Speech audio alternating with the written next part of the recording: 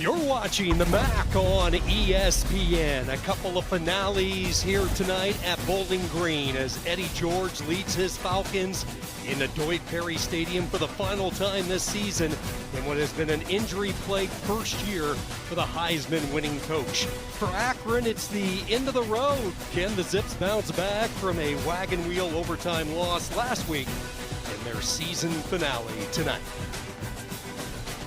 And a pleasant good evening. Sean Kinney alongside three-time Super Bowl champion Gerard Cherry. So great to have you with us, Gerard. You have to go back to 2017, the last time Akron won 5 regular season games. They have a chance to do that tonight with a running back, ironically, that Eddie George knows pretty well. He certainly does, and we're talking about Jordan Gant. And what's special about Jordan Gant is that he has great ability. He can pass effectively. He can also run the football between the tackles and on the outside. Jordan Gant is a special player, and he has certainly brought some explosiveness to this Akron Zips offense. He enters tonight the MAC leader in rushing yards. On the other side, it's been a tough go for Bowling Green. They have dropped 4 straight games since they knocked off Toledo in the battle for I-75. Injuries have just crushed Eddie George's team this year, but they get a little relief tonight with the return of Cameron Pettaway. That's right. Cam Pettaway is one of those backs that once you hand the football in his hands, sit back and watch and relax, because he can do the explosive plays as well, just like his guy's counterpart, that being Gant.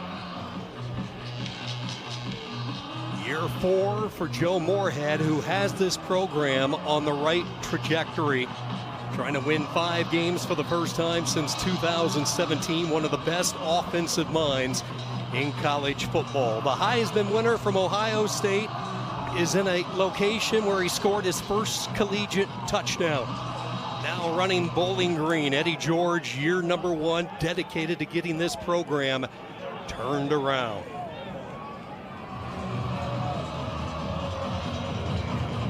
It is a mild night for action. Temperatures in the mid-30s, a light freezing mist, along with a swirling wind inside this stadium. Akron winning the toss, deferring, so it will be Bowling Green to get the football first. And one thing the Zips will be very careful of is kicking to the dangerous return men that Bowling Green has with both Roberts and the return of Pettaway. We talked about the injuries this year. No team in America has suffered more at quarterback than the Falcons, and Hunter Nejum getting ready for just his second career start. Played well last week on the road in the loss at Eastern Michigan. This was a player they brought in from Washington State over the summer. Drew Pine was the anticipated starter. He went down. Lucian Anderson, his backup, suffered an injury. Baron May lost for the year, so now it's Nejum and his offense to run for the final 2 regular season games. He will come out throwing on first down, trying to fire it along the far side, incomplete. And you like getting Nejum on the run early on, just get his feet wet. Obviously, he didn't complete the pass, but one of the things we'll see him do a lot is try to escape outside the pocket to make plays in the passing game. They're going to say a toe drag by Jacob Harris using that massive frame, 6'4", 255 pounds. Not a lot of real estate to work, but Harris able to haul it in. Pickup of 8, 2nd down and 2. Dindy, the big running back, they're going to come out throwing, pressure off the edge, and down he goes. This is an area that's been a problem. Elijah Reed off the cornerback blitz. And that's one of the things as a young quarterback that you have to diagnose. When you see that guy coming hot, get rid of the football, and obviously that's from the side in which he's not anticipating the blitz, but again, you have to make sure that you count everyone and be cognizant of the fact that, hey, they can come from any direction. Are you surprised they've come out throwing on the first 2 plays? Not really, because after talking to the coach, it sounded like, hey, we're going to try to get this guy involved, that being Nejum, to see, hey, we can get him in a position to where we can get him comfortable throwing the football. Cameron Pettaway into the game for the first time. They go the opposite direction. Nice little screen set up, and busting in the open is Jiron Johnson down the sideline. It's the explosive play for Bowling Green. something that has been missing from this offense. That's right. Jyron Johnson, as well as Jacob Harris, are prolific tight ends. They are very good at the position of tight end. And right here, Jyron shows you his ability to get in the open field and pick up major yardage with that pass and catch. The tight ends have been such a weapon, in particular Johnson, his first year, now with a catch in 44 consecutive games dating back to his days with Texas Southern. They know a thing or two about tight end play at Bowling Green. 43 yards, now they run the jet sweep. First touch for Pettaway after missing the last 4 games. Stretched out on the play by Branch, the strong safety. They certainly do. Harold Fannin Jr. comes to mind as a very good tight end. But as we see here, you get Pettaway back on the football field. What does he do for you? He puts you in a position where he can be containment and pick up positive yards to put you in a manageable down and distance on second down. They have really missed Cameron Pettaway. His breakaway speed, the ability really to change how a defense attacks. Indy back in there, play fake, this one thrown low. That was Dole off the edge, you got a piece of it. The defensive end for Akron. Coverage by number 4, Justin Anderson. Just a nice play on the part of Dole, playing what I call volleyball. Quarterbacks will try to throw up there, spike it. Do not allow him to make that pass. These 2 rush ins are pretty special for the Zips. Cyrus Durham on one side, and we saw Dole on the last play. 3rd down and short. Got to believe it's 4 down territory with the weather tonight. Up the middle they go with the 225-pound bowling ball, and he will just bruise his way up ahead. Dendy brought down by DeWalt, but it's a 3rd down conversion and an impressive opening drive for Bowling Green. Nice combination of running pass on the part of Bowling Green Falcons and how they're orchestrating their offense right now. Yes, Dendy, he does not shy away from contact. He wants all of that and then some. Very impressive how he's run the football of late as well. There's an injury timeout, one of the Zips being attended to, and that is Justin Anderson, who they just got back from concussion protocol. So Anderson being attended to. A break here in this first quarter. Bowling Green on the march. We'll be back with more right after these words.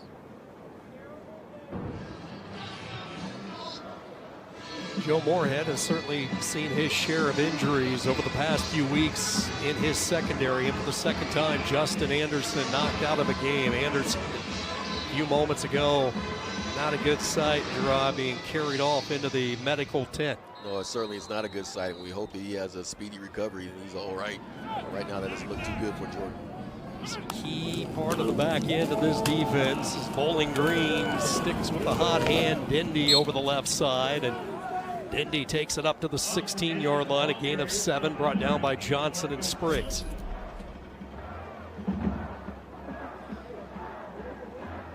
Dendy, a running back who has emerged late in the year. This is his 4th straight start. Entering tonight, 268 yards through the first 3 games. And it's been an impressive debut. That's the 3rd most in program history through the players' first 3 games, and they really like Dendy and his future. Nesham wanting to throw, pocket collapses, and so does he. Hole able to get the sack. The big nose guard breaking his way through. And that's one of the issues that Bowling Green has faced throughout the course of the season, is that you have positive plays taking place, and then you get to the red zone area, and then this occurs, where you don't have the blocking needed in order to give Najim the time necessary to complete a pass. Second sack of the year for Ronald Hull. Started every game this year. He has been a fixture on the inside. 3rd down, Johnson, the tight end, the motion man. They're going to move the pocket for Nesham. He'll throw on the run, spins a strike, and this will be real close to the 1st down. Looks like they're going to spot it about a half a yard shy. Win Sharp with the catch, and a 4th and short for Bowling Green. And just a good job of finding an open spot in the coverage. No one in the boundary area for the Akron Zips defense. So you take what the defense gives you in that situation.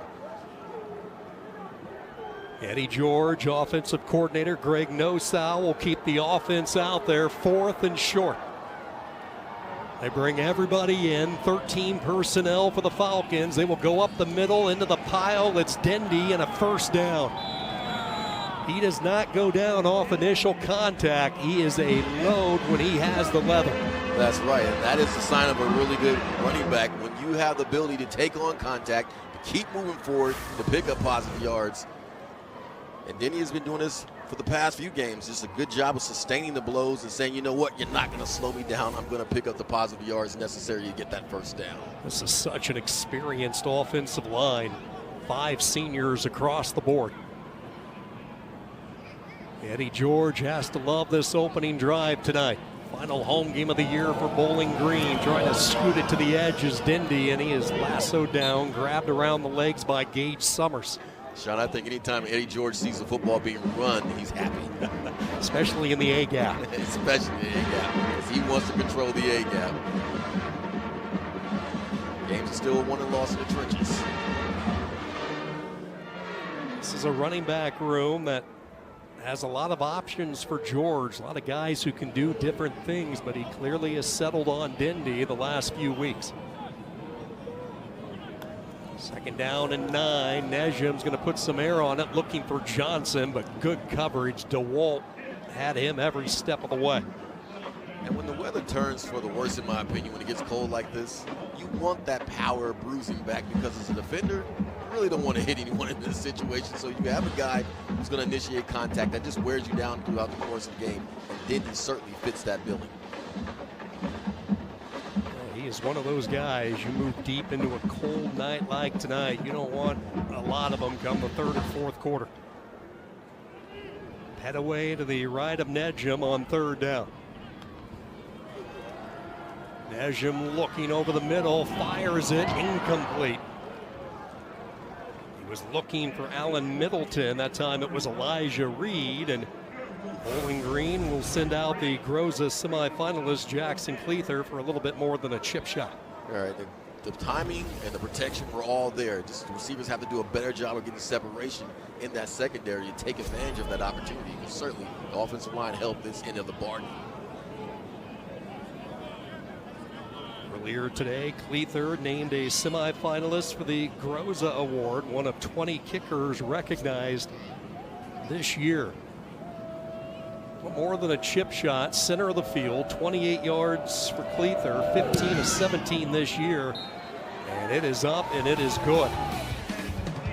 Nice blending of the run with the pass on the opening drive. Bowling Green gets into the red zone. It's Cleather capping off Georgia's offense with 3.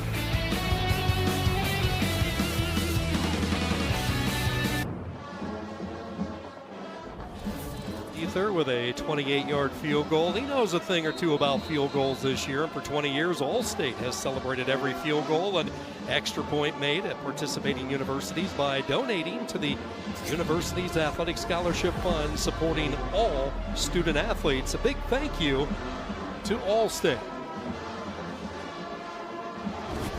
14-play, 65-yard drive for Bowling Green. Nejum in just his 2nd career start, 3 of 6 through the air for 53 yards. No surprise, a steady dose of Dendy, and now it's Akron and this offense on the road.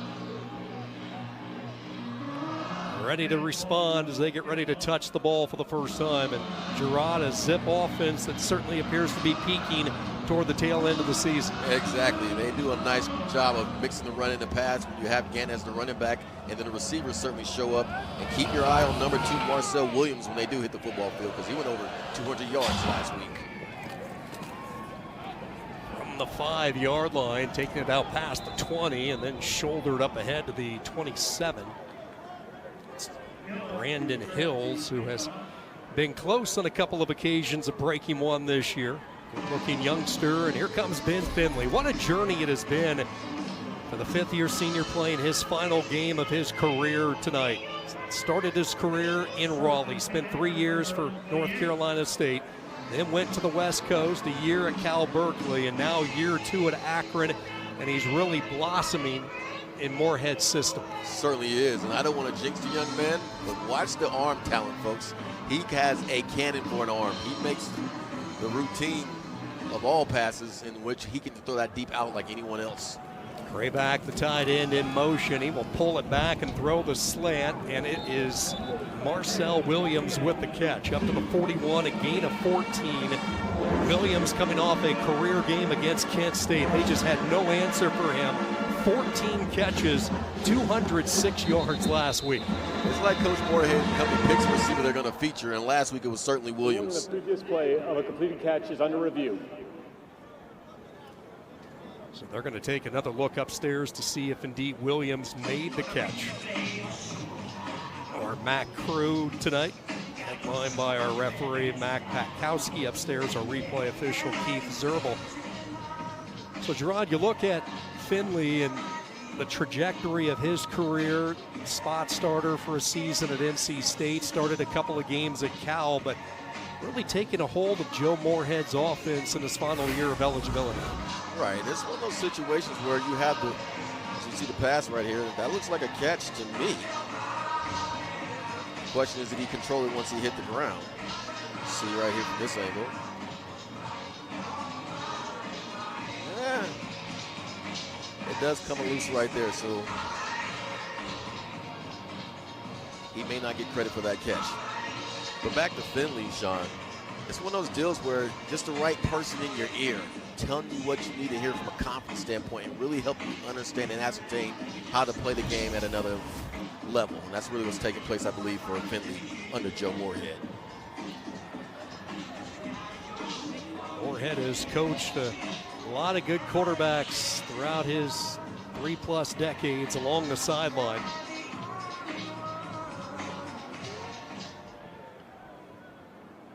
After review, the ruling of the field is the ball touched the ground with an incomplete pass. And second down. Well, we saw it pop free, wiggle out of the arms of Williams late, so they rule it incomplete. Second down and 10 for Finley and the Zips. Accurate pass on the part of Finley. Obviously, he wants Marcel Williams to hold on to that football.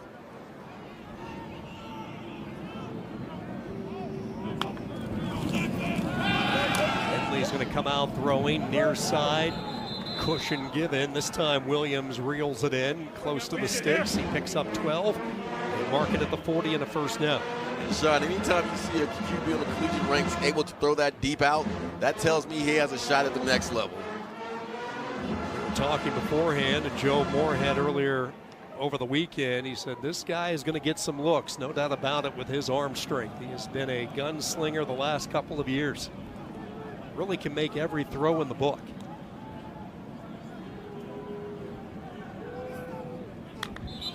First and 10, and now some flinching up front by Akron.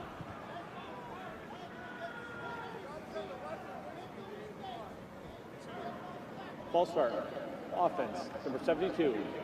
5-yard penalty, remains first down. It's Colin Lyons, the team captain, and the only lineman to start every game this year for Akron up front. And I'm always amazed when the center is the guy offside. So you are responsible for snapping the football.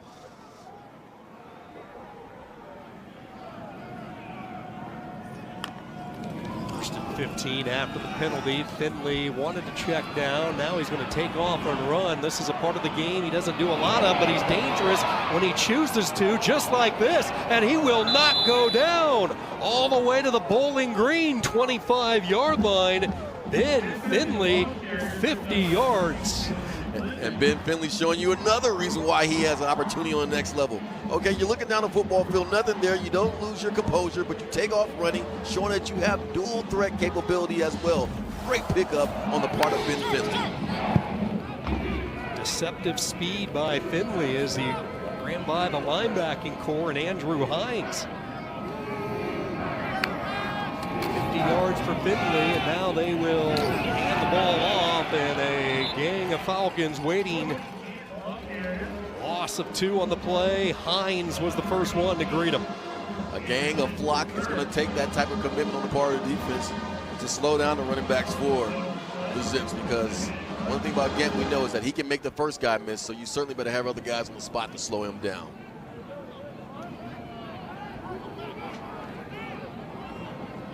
Jordan Gant, who they brought in this offseason from Tennessee State. What a find he has been for Joe Moorhead. He was sitting in the portal with not a lot of offers late in the process. Akron found him, running back coach Terry Richardson, and he's been a gem. Look at the patience off the inside zone as he takes it up to the 20. Yeah, and I like that description of a patient runner because that's exactly what he is. He doesn't rush the issue. He allows the blocks to be set up, and then once he figures out where he wants to go, he goes with no hesitation and picks up positive yards. He has been the guy the last 3 weeks, 75 rushes. He has taken a real heavy workload when Akron has chosen to run the football. 3rd down and 6. They need to get it to the 16. Ball tipped high up into the air, and it falls incomplete. Branch Haynes got his big paw up into the air and deflected it. And that is a defensive back stream. Tip ball in the air in the center of the football field. You're saying to yourself, how do I get to this football? And again, nice job by the D lineman of just putting his paw up there and create a situation where the DB almost made a play. Matthew Schramm took over the kicking duties earlier this year. He's been really good, 8 of 9. 39 yards for Schramm from the near hash. Placement down, kick on the way, has plenty of leg, and each team has exchanged field goals, and now some whistles and a little scrum after the field goal by Schramm. The kicker trying to separate the two packs. It's a brave soul right there. That he is.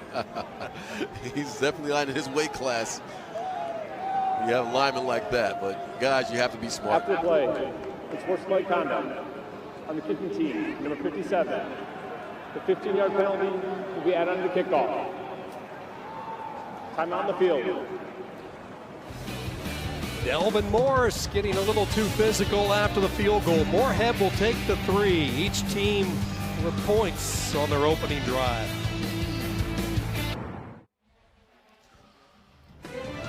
Here's our Saturday SEC on ABC college football triple header. John Mateer, number 11, Oklahoma hosts 7-3 Missouri at noon Eastern. Then Arch Manning, 10th ranked Texas, host Arkansas on the 40 acres. And we cap off the day, number 23 Tennessee and Florida getting together in the Swamp. Each game also available on the all-new ESPN app.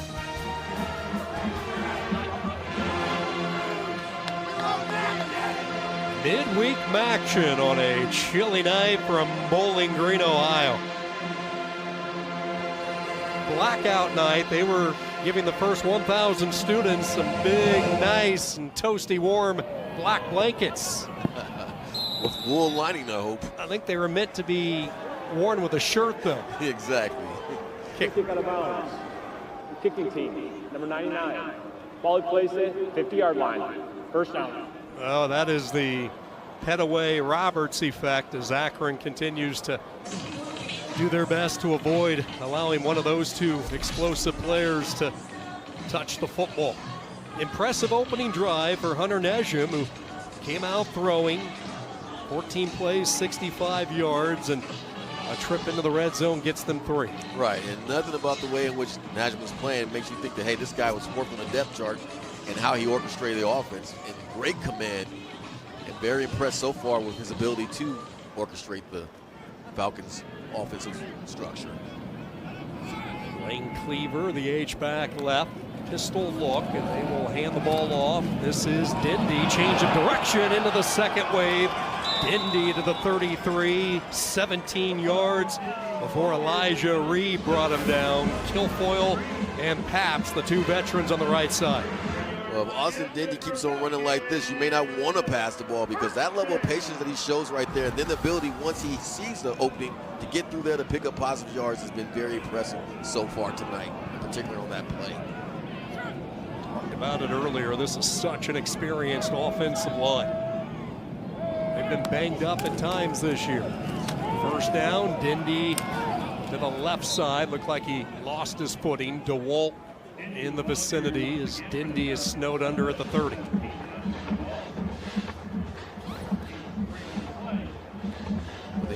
is positive yards. You'll take 2nd and 7 as opposed to 2nd and 11. Talking to Eddie George earlier this year, Austin Dindy was a player that was a little raw coming into the season. Running back coach Brian White, Josh Crawford, they have certainly got him ready. The other aspects, blocking, pass protection, it's all caught up to speed. Akron ambushing this play, and it's a tackle for loss back to the 34-yard line. Cyrus Durham has had a whale of a year in with the TFL. Yeah, Cyrus Durham and company get the great penetration on the play, and they'll get Dindy a chance to get his legs moving. And with Dindy, I like the idea of just having him go straight ahead. No need to delay them. Just handle the football and let him go forward.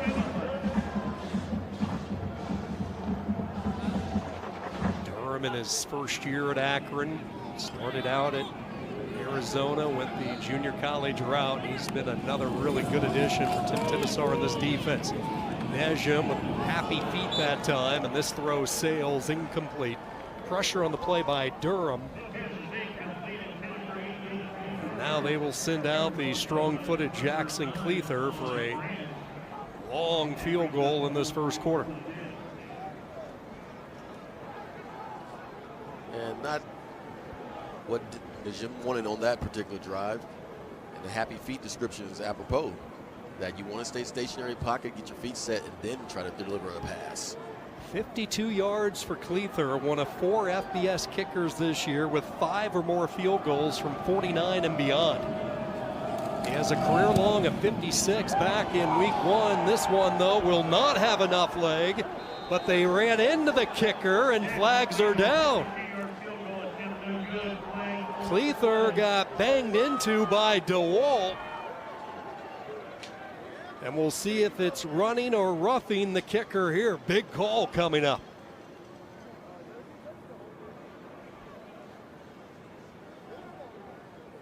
Or was he blocked into the kicker? Right. Well, the one thing I was paying attention to, Sean, was this idea of the wind, because that had nothing on it. And we know that he's a strong-footed kicker. There are 2 fouls on the play, 1 on each team. We have a live ball running into the kicker, number 17 of the defense. Dead ball on sportsmanlike conduct on the offense, number 88. That is number 88's first unsportsmanlike conduct of the game. Both fouls will be assessed. It'll be 4th down. So good explanation. They will first walk off the 5 yards for running into the kicker, and then they will march it back 15 yards following the unsportsmanlike conduct. Yeah, so you have a situation where it's like, okay, we're on the football field now, so what we're going to do? We're going to punt. But again, the wind was blowing at Bowling Green, so very interesting that Coach George decided to take that chance. But again, when you have confidence in your kicker, I guess that's exactly what you do.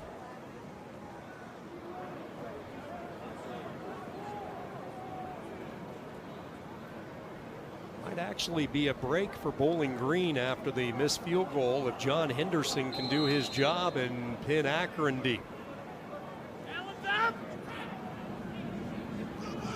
Sean Patrick awaiting the punt around his 10-yard line. Kick is away, and he got too much of this one. Spiraling deep into the end zone for the touchback. Kick off your Week 12 NFL Sunday at 10 a.m. Eastern with the Countdown Crew on ESPN and the all-new ESPN app. They'll have all the early breaking stories, injury updates, and previews of each game right up to kickoff.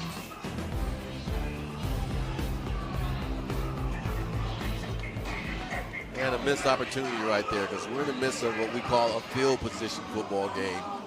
And when you can pin a team back, that certainly helps the cause. And the Zips will take this favorable field position. Obviously, they prefer the missed field goal field position, but they'll have to take what they get.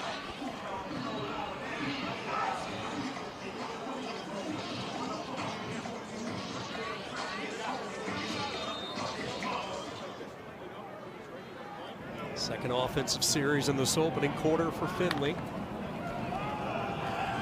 Finley will throw back, wheel route, trying to hit Gant. Some contact downfield. He collided with Gideon Lampron accidental contact. Good job there by the middle linebacker who's been the defensive MVP this year for Bowling Green.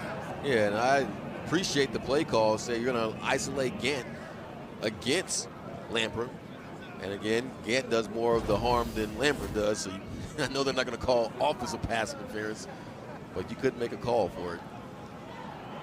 Bowling Green lost maybe the MVP in the MAC on the defensive side of the football and Dorian Pringle earlier this year. That's why Lampron stepped up. Back shoulder throw, looking for Marcel Williams, and now the laundry comes out. Jalen McClendon, and now a second flag as well. And I'm not sure, maybe McClendon voiced his displeasure a little bit too loud. Pass interference. Defense, number 8. 15-yard penalty from the previous spot. Automatic first down. Not just the one, the pass interference.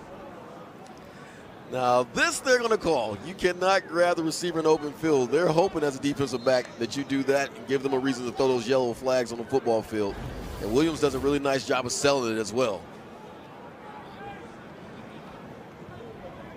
Clendon has really had to step up over the last couple of weeks with the injury to Keon Washington, the opposite side starting cornerback. JoJo Johnson in there for the injured Washington on first down.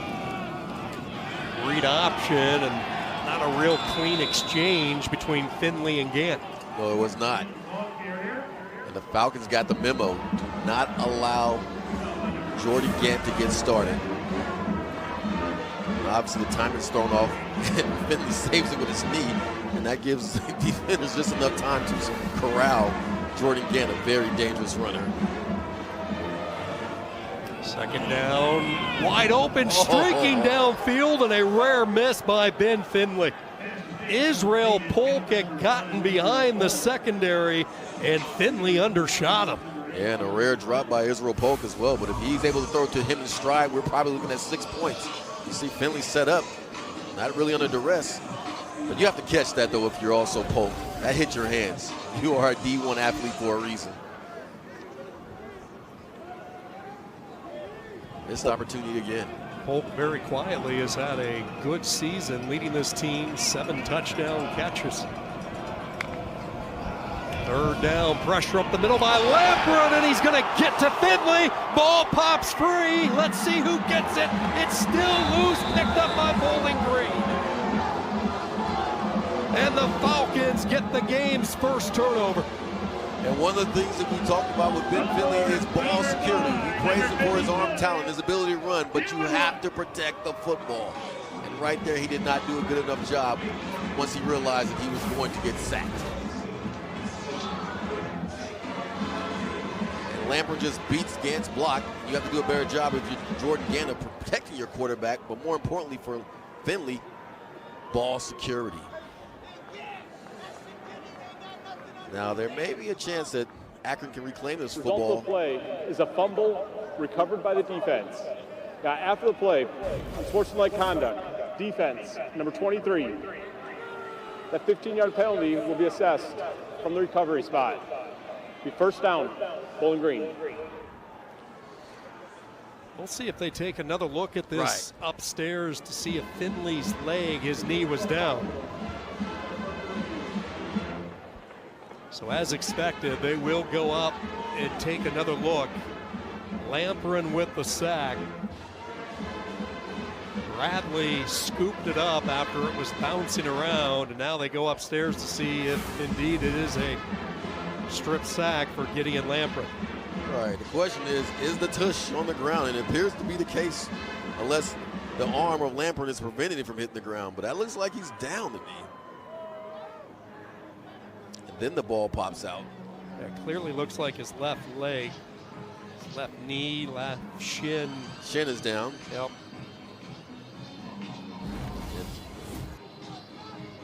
And then you see the ball come out afterwards. Well, regardless, he has to do a better job of holding on to that football. You cannot afford on the road to turn the ball over.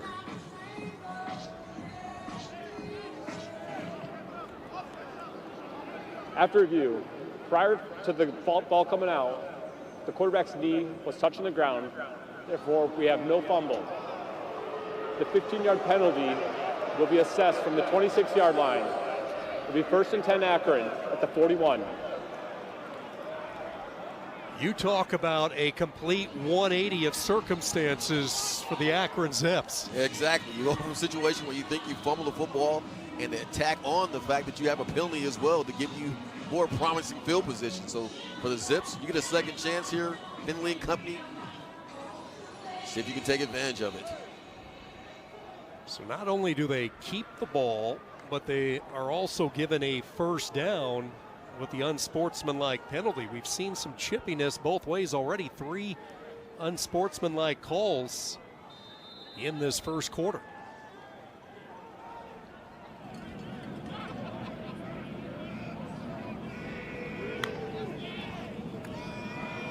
They will keep it with Finley, and for the second time, some room, this time into a protective slide. Down to the 47 into plus territory. 12 yards. Yes. Nice fake on the part of Finley. And what is he reading? He's reading that end. And if the end vacates the premises and honors that run fake, then that's exactly what you do. You take off down the middle of the football field. And I love his decision making right there, Sean, in sliding as opposed to taking on defenders. Quarterback entering tonight approaching 6,400 career passing yards, but he's inflicting the damage with his feet today.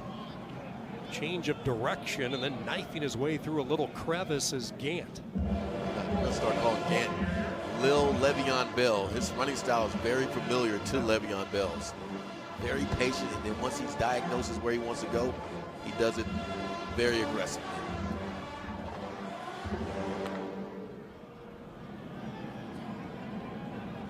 Could never get on the field for Eddie George the last couple of years at Tennessee State. Which is surprising. Yeah, they had a really deep running back room. Finley feeling the pressure up the middle, steps up, stripped of the ball for a second time, and Bowling Green thinks they have it, and they do! The Falcons get the takeaway. Hines delivered the blow. Strip sack and the recovery for the redshirt freshman from Alpharetta, Georgia. And Hines says, if you're not going to protect the football, Finley, I'm going to take it away from you. You love the composure in the pocket, but at some point you have to protect that football. And his refusal to do that leads to the turnover. Great job on the part of Bowling Green of recovering that football.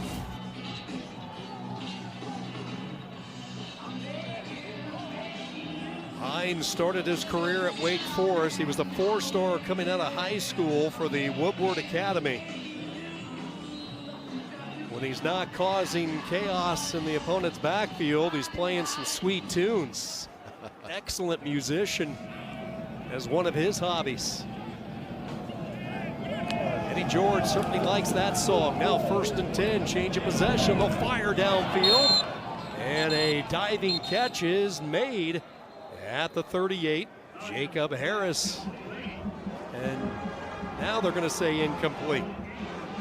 Headline's been coming over with a late signal saying incomplete. Yeah, that ball skipped, and Harris, you like his game as well for the Falcons and how he plays in tight end position, but right there he could not sell that good enough. But nice attempt though.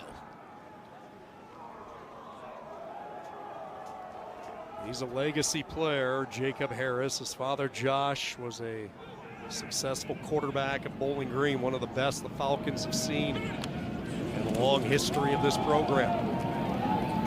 Penetration by Akron and no room to be found. Kewan Murphy, the backup tackle, on what might be the final play of this first quarter. 3rd down and 9.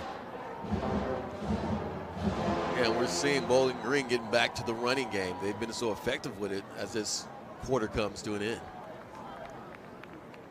A stalemate on a chilly Tuesday in Bowling Green. Each team with a field goal. Final home game of the year for the Falcons. It's been the defense on both sides stepping up, both getting to the quarterbacks, tied at 3.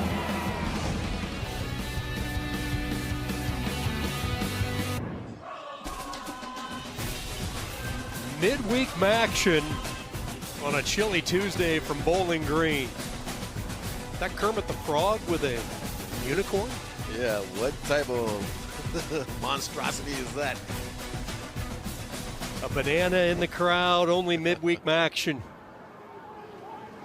You get some of the sights and the sounds. Great to have you with us. 3-time Super Bowl champion Gerard Cherry, Sean Kinney, our crew from Bowling Green tonight. 3rd down and 9 as we start the second quarter. Each team exchanging field goals in the opening quarter.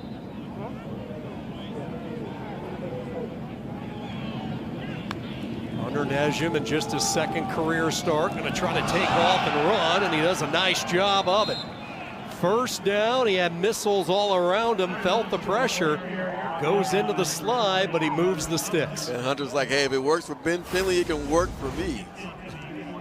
Copycat lead. Nice move. Open field, does a smart thing right there and slides. And Rhetoric, Hunter, be careful, my man. Came close to picking up a penalty. We've seen our share of flags in the first quarter. Not a lot of discipline by either sideline. 3 unsportsmanlike calls already.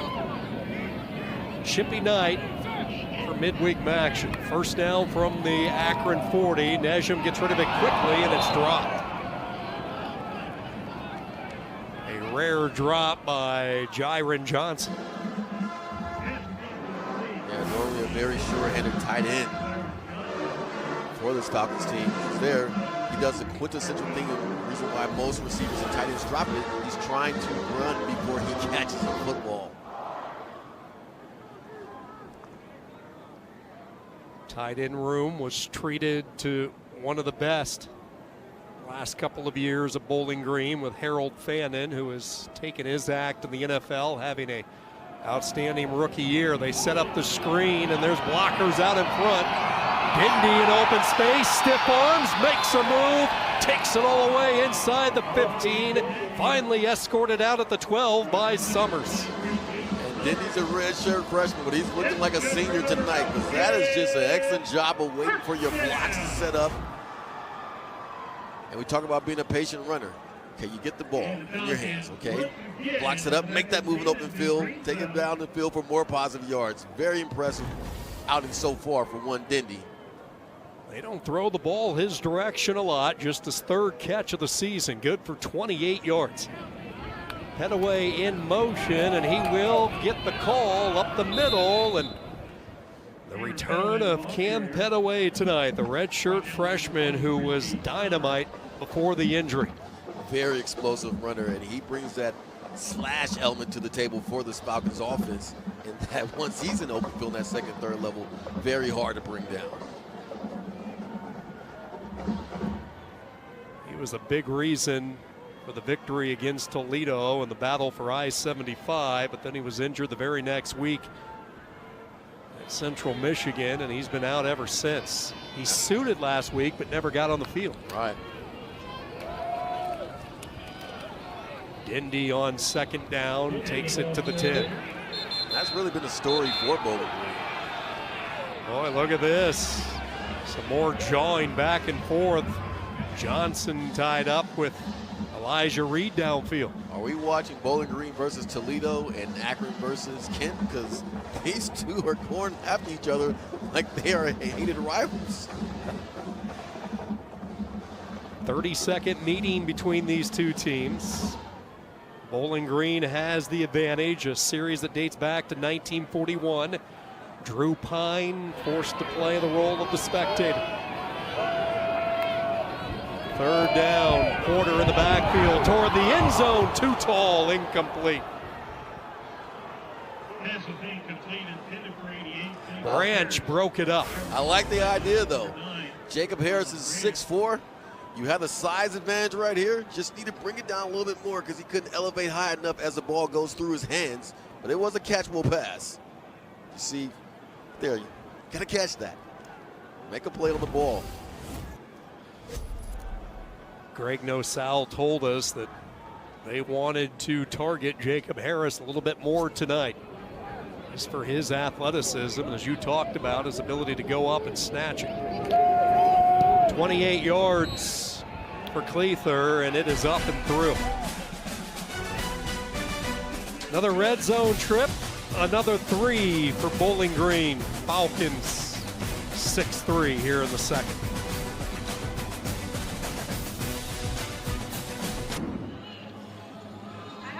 A couple of short field goals for Jackson Cleather, the Bowling Green offense. They lead 6-3, 12 minutes on the button to go in this second quarter.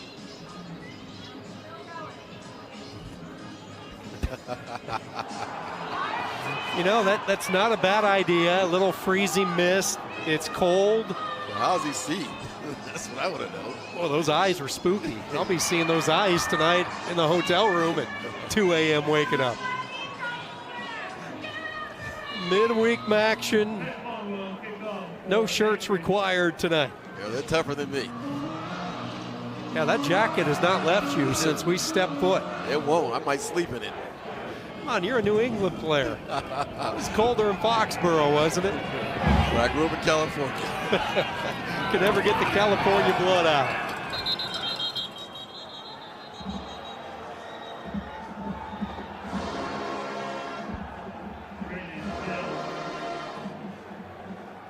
And more pushing and shoving after the play. Brandon Hills with the return, and let's see if Ben Finley can find some sort of rhythm. Yeah, certainly, because early on he's had that rhythm, and I think it's really a matter of just protecting the football better, because certainly he's had time to throw the football. It's just once you are under pressure, you're getting that rush shot, he just needs to protect the football. It's been a real slow start for Finley. 1 of 5, just the 12 yards. He has rushed for 52 yards in this first half. Jake Newell back off injury. He's the tight end to the left. They will hand the ball off, and scooting through a hole and carrying a couple of defenders up to the 40 goes Jordan Gant. And one of the reasons Gant is so effective at running the football is that he does a really good job of letting the defenders, as he gets the football, overcommit, slide by, and then in open field he can make guys miss on that second and third level. Love his running style. 15 yards for Gant. Delvin Morris is checked into the game. He is in at center, giving Colin Lyons a break. Trying to cut it back, looking for any type of lane, and that time Bowling Green had initial penetration. They had a wave of players breaking through. Dior Garner, who is a true freshman, they wanted to get him some looks tonight. And that's the best way to slow down one Jordan Gant, is that you do not allow him to get going. And right there, the penetration on the part of the defensive front for Bowling Green did exactly what they are on scholarship for. And that is to get that penetration. Second down and 10. It's a 4-man rush. Finley under some duress escapes, picks up a big block on the edge. And one of the Akron linemen who delivered the block is down. That is Keelan Davis. Man, he delivered a bone-crunching block on the edge, but as soon as he did it, he went down to the turf. As you watch screen, you have 56 leading the way, and boom. That's very interesting that he was the one who was in pain afterwards. Now, granted, he absorbed all that, but there's enough girth right there for him to, I believe, absorb that type of punishment. It was Lamprin who got destroyed by Davis on that play, but Davis feeling the after effects. Yeah, the aftershock went through his bones, obviously. And when it's cold like this, it does not surprise me. It's just a whole nother level of pain when you have this type of weather conditions. It's wet, windy, and cold. So yes, you're gonna feel the effects of a hit like that more often than not if it's warmer weather in comparison. Keelan Davis will leave the lineup. 2-year starter for Akron, and just nobody open downfield for Finley to throw it to. Sean, I like the fact that he keeps his eyes down the football field. Hey, you're an effective runner. There's nothing wrong with taking off and running when no one's there. 3rd down and 8. Defensive coordinator Brandon Fisher has been aggressive on these plays. He is not here. They rush only 4, and finding the hole in the zone and a 1st down.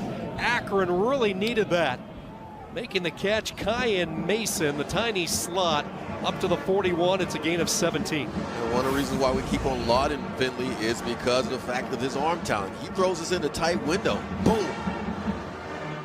Right there, and allows his receiver, Mason, to get the job done by finding that vacated spot in that defense. Mason, a redshirt freshman, has really developed throughout the course of the year. Akron took a hit at the receiver position following the regular season a year ago. They lost 3 really good receivers, Bobby Golden, Adrian Norton, and Jarvis Rush.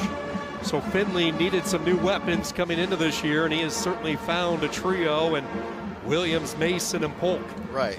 And they pick and choose which guy they're going to feature on a weekly basis. And Finley, to his credit, has found a way to get the football to all those guys and let them do their work.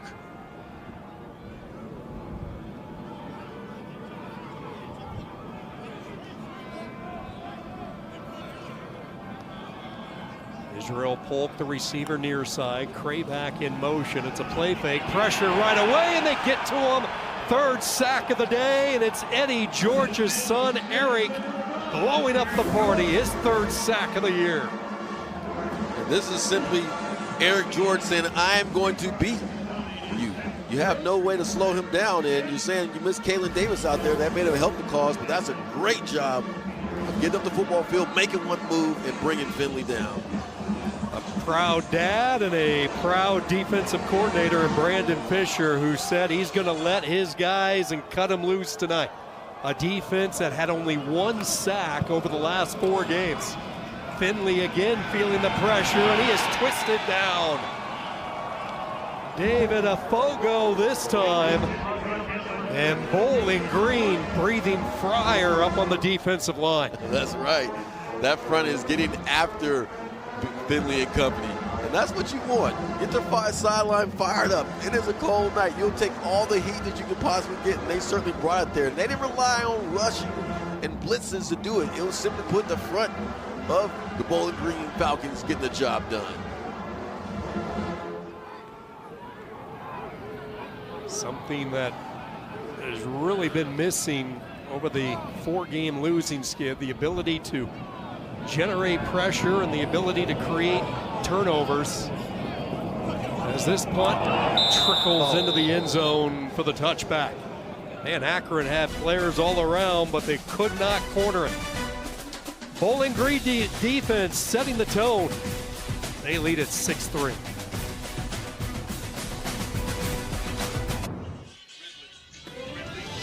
Here's our Saturday SEC on ABC. College football triple header. John Mateer, number 11, Oklahoma hosts 7-3 Missouri at noon Eastern.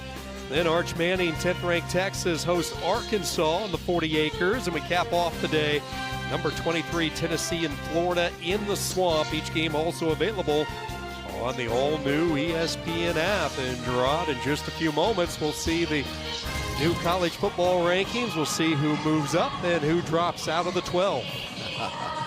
Well, I know in this particular state of Ohio, they're anticipating the Buckeyes remain at number 1. They have looked the part. Indiana, Texas A&M. The unveiling coming up in just minutes as Bowling Green goes to work on the ground. Over the right guard, it's Cameron Petaway. And this offense has had a lot of success on the first down in picking up positive yards as we have another defender for the Akron Zips on the ground.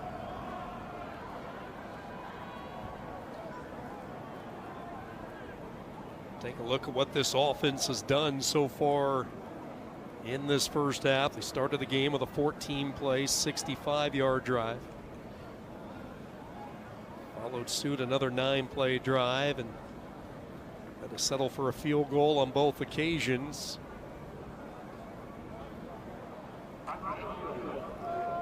We'll take an injury timeout as they attend to the fallen Zip. We'll be back with more from Bowling Green.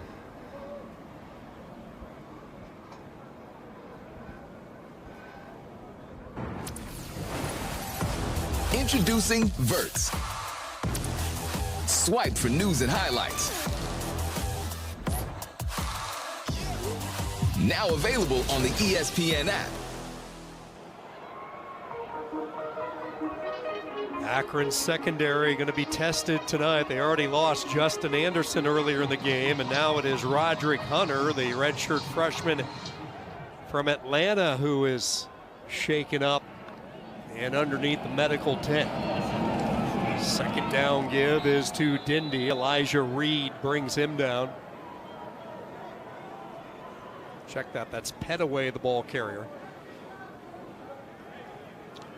And Sean, one of the downsides of a slick turf field is that you can lose footing and the traction is not as stable as playing on natural grass. Keep in mind it has been drizzling pretty much all afternoon and into the early evening. It started as a few snowflakes when we woke up this morning, and almost like a freezing mist that is real fine that's falling here inside Doyd Perry Stadium. Third down and short, catapulting his way up near the 30, and let's see if he got enough. Judging by the spot, I don't think he got there. He's going to be just short, so fourth and less than a yard.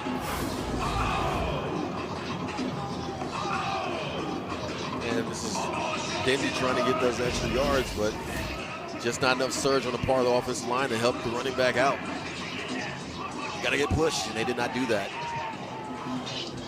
Good job by Gage Summers that time as he came torpedoing in. I'll tell you what, when Summers is healthy, he is one of the top linebackers in the MAC. Terrific punt. Drives Sean Patrick back to the 15, and he has nowhere to go. Special teams coverage. Line to the football, a punt of 55 yards, a return of just 2.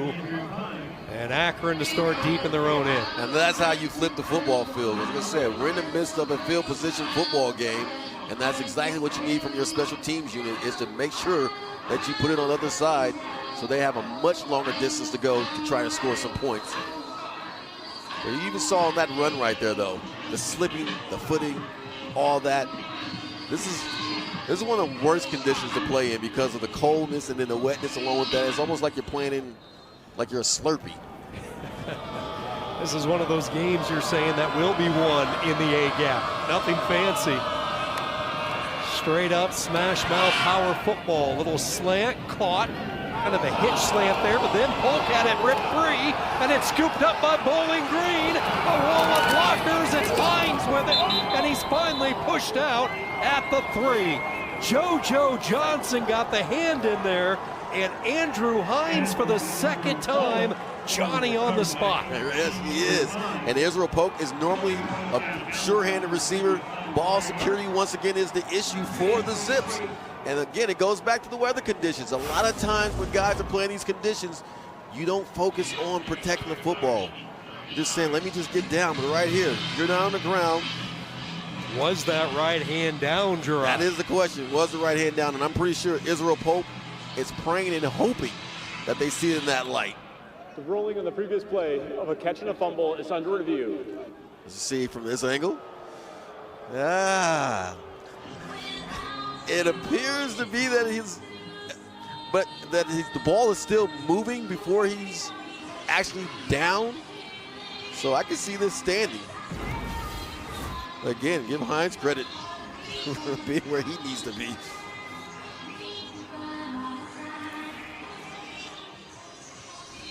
This has been a completely different defense from the one we saw on film coming into this game. A defense that the last 4 weeks has struggled to generate any type of pressure. They've done that tonight with 3 sacks. A defense that has created just 1 turnover over the last 4 games, and now they're moments away from maybe forcing the second TO of the night. And Coach Fisher spoke about this idea of being physical, practicing the right habits. Did you see his hand down right there? So if they saw what we just saw, chances are this call is going to be reversed. With that being said, though, if you're Coach Fisher, you have to be happy with what you're seeing from your defense, and that they're corralling the football, they're getting after the Zips players, and they're trying to create turnovers. And they come in bunches. They certainly do. But right there, you see that hand down, and then the ball comes out. So I would be surprised if it's not the Zips football. Again, the ruling on the field is a fumble, so from the multiple angles for our replay official, is there enough evidence, refutable evidence, to overturn the call, which is a fumble on the field? Well, it's clear his hand was down before the ball started moving. That was clear. Now, if they see it in that same light, we will soon find out. They are taking a long look at this one. Yeah, making sure they get it right. This is going to be the best angle right here, because this is the one you'll see the hand Down right there. Was it simultaneous with the ball getting jarred free by Johnson? I think that's what's... See, at this point, I think the ball is still stable. Right there. It's still stable. It's not moving around. Yeah, I'm with you. Yeah.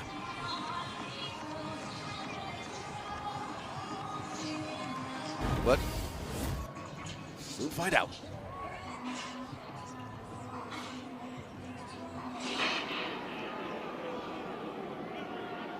Prior to the ball coming out, the receiver completed the catch. His shin hit the ground. Therefore, the player was down. We have 1st and 10 at the 28-yard line. I know Bowling Green has a cat as one of the stars of the show this year on the sideline, but it's Akron using all 9 of their lives in this first half. They are certainly staying alive. Oh, but right call, though, in my opinion. Shin or his hand, take your pick. But he was certainly down, according to the rule book. Joe Moorhead breathes a little easier, a night in which offense has been a premium. They cannot get any type of rhythm established. Finley to the boundary side. This has really been their best offense. And they're going to say he was down as the ball popped free again. Lamprin jarred it, and Akron cannot hang on to the football, and more importantly, Finley is down. Right, having a hard time getting up. And I can't say it enough, folks. Playing these conditions, it's rough on In the you. previous play, as the runner was down. No, he was not. That is an excellent play on the part of Gideon Lamprin.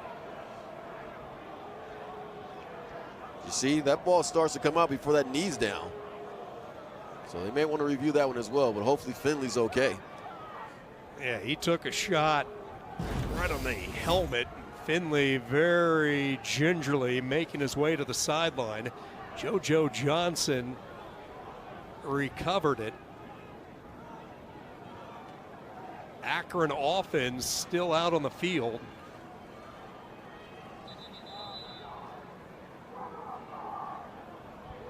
Eddie George making sure they're going to take another look at this upstairs. Right. Because you see the strip by Lamprin. After a quick review, the quarterback fumbled the ball. The ball's recovered by Bowling Green at the 39-yard line. In 1st and 10, Bowling Green. Well, there's the turnover that they had taken away just a few seconds ago with the replay. Yes, they get the opportunity, and this is all done due to sheer hard effort and just a great job by Gideon Lamprin of doing what's necessary as a linebacker, one of the leaders in the squad, and then having the ability to stay in bounds. Great job on the part of JoJo Johnson as well. So that's what we call playing clean football, as well as also doing a great job of being complementary to each other. Strip the football, then you recover it. Great job, that defense. Defense that was wreaking havoc for the first few weeks of the season, and then they just went into a drought. Could not create a turnover, but they've generated 2 in this first half. Best starting position of the night for Nejum in this offense, and another slip is trying to make a cut was Petaway, and Dole was right there waiting for him.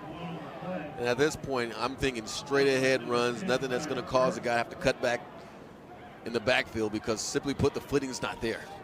And Petaway just off the injured list. He is going to limp his way to the sideline. Yeah, and can't say it enough.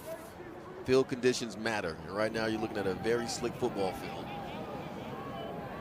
Markel Porter is checked in the game. He is the running back flanking Nejum to his right. H-back right, receiver left and right. Pressure up the middle, trying to set up the screen, and it's knocked down at the point of attack. Murphy, second play he's made in the backfield. As you see, Murphy on the rush, gets his hands up. Being very active in that defensive front. And that's what you're coached to do. Can't get there, raise your hands. Murphy having a really good first half. Mainly a reserve player coming into this season. Has started 4 games on the defensive line for Tim Tibesar. Ronald Hole and company on this third down. Nejum into the seam, and it's through the fingertips of Johnson, incomplete. And simply put on that one, Najim does not throw a ball in a spot to where his tight end can make a play on it slightly behind him. Now you appreciate the effort by Najim, but Najim has to do a better job of getting that ball to Jaron Johnson. With the wind at his back, they are going to bring out Jackson Cleather for what would be a career long. Very interesting, because you're going to give, if you miss this, great field position to the Zips. Earlier in the day, Cleather named one of 20 semifinalists for the Groza Award. He's hit 5 field goals from 50 and beyond. Does this one have enough leg? Oh. No. It falls just short from 59 yards. I don't make myself out to be a weatherman or a physicist, but something tells me that when it's cold like this, it's harder for the ball to travel. It just simply is. So a missed opportunity for Bowling Green. After the fumble, they are unable to get any points. And off contact, it looked like he had enough initially, but it just sunk on him, and he thought he had it as well. Yeah, it looked good, and then it died at the end.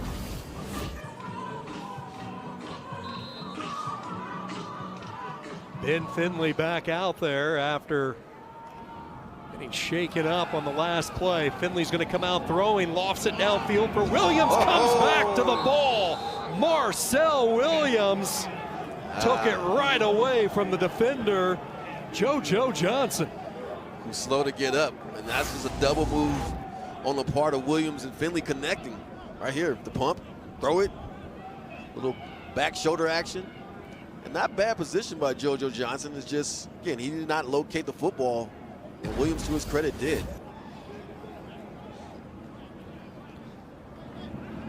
"28 yards to Williams, his second catch in this first half.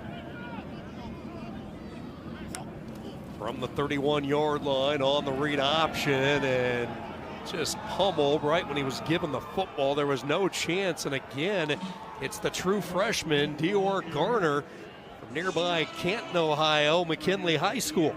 These two teams are intriguing in that a big play will take place for the offense, and the defense will come right back. Nice back and forth action here. I guess that's why they call it action. Always so unpredictable.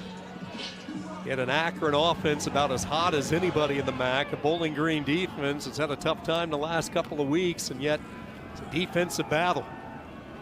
Finley, with some time, tried to check it down going through his reads.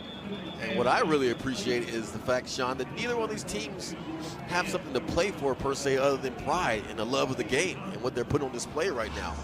Typically speaking, in these conditions, most check out. Holding, defense, number 2. 10-yard penalty from the previous spot, automatic first down. It's MJ Cannon, their do-it-all nickelback, and this was a flag that got lost along the far sideline. And yeah, and anytime you see the defender with his arms wrapped around the receiver, they're going to make that call in open field. It's just too visible. But yes, MJ Cannon is one of the premier players on this Falcons defense who makes a lot of plays, and obviously that did not help the cause right there. He's so versatile a defender. They will put him up at the line of scrimmage. They will drop him off into coverage. He can do it all. Change of direction. This is Gant. lumbering his way inside the 20, tackled by Afogo. And Afogo saved a touchdown because Kent was on his way to the end zone, because after Afogo, there was no one on the second and third level. Haven't seen a lot of tempo, but Akron's going to line up. We'll see if they actually snap it. They don't need to, as the 2-minute timeout is approaching, and Benton Finley is going to make his way over to Joe Moorhead, and they're going to discuss things over as they make their first trip into the Bowling Green red zone. Defense is stealing the show here in this first half.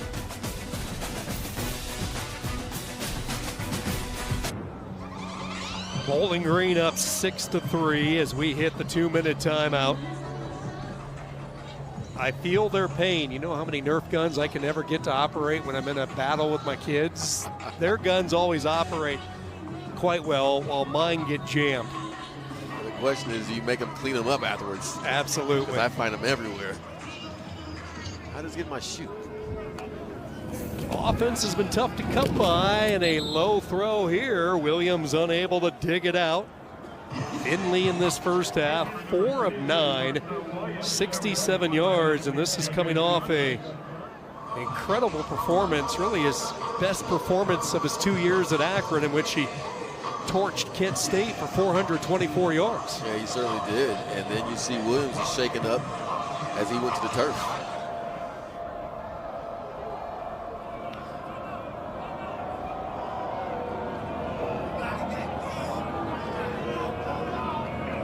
Akron 1 for 4 on third downs tonight. They bring a blitz. It's picked up. Finley will take a shot into the end zone. Incomplete.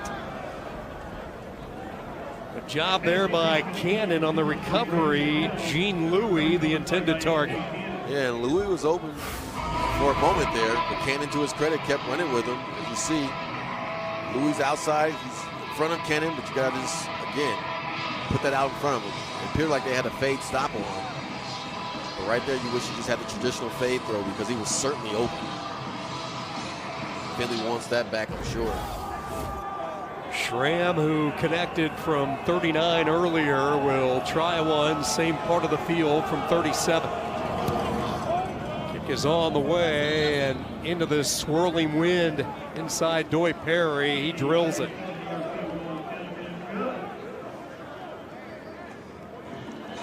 I don't know what the deal is, but both these teams have had much success between the 20s. It's once they get to the red zone area that they just cannot seem to connect to get that touchdown. But give credit to this defense. They tighten up when they need to. Yeah, red zone offense has not been very productive tonight other than the field goals. You want touchdowns. And as a player, Sean, that used to frustrate the heck out of me. Sometimes field goals can be demoralizing, especially in this weather. We have a night like tonight. Defense, a little bit of an edge, and if you're Bowling Green, you got to feel you missed some opportunities. You've been able to generate a couple of turnovers, one deep in Akron territory, and just the 2 field goals to show for it. Right, and a tie game on top of that, when you certainly had your opportunities to take control of this football game with those turnovers. If you're Akron, you're happy saying, wow, we're sticking around. We've had turnovers, and it really hasn't hurt us much.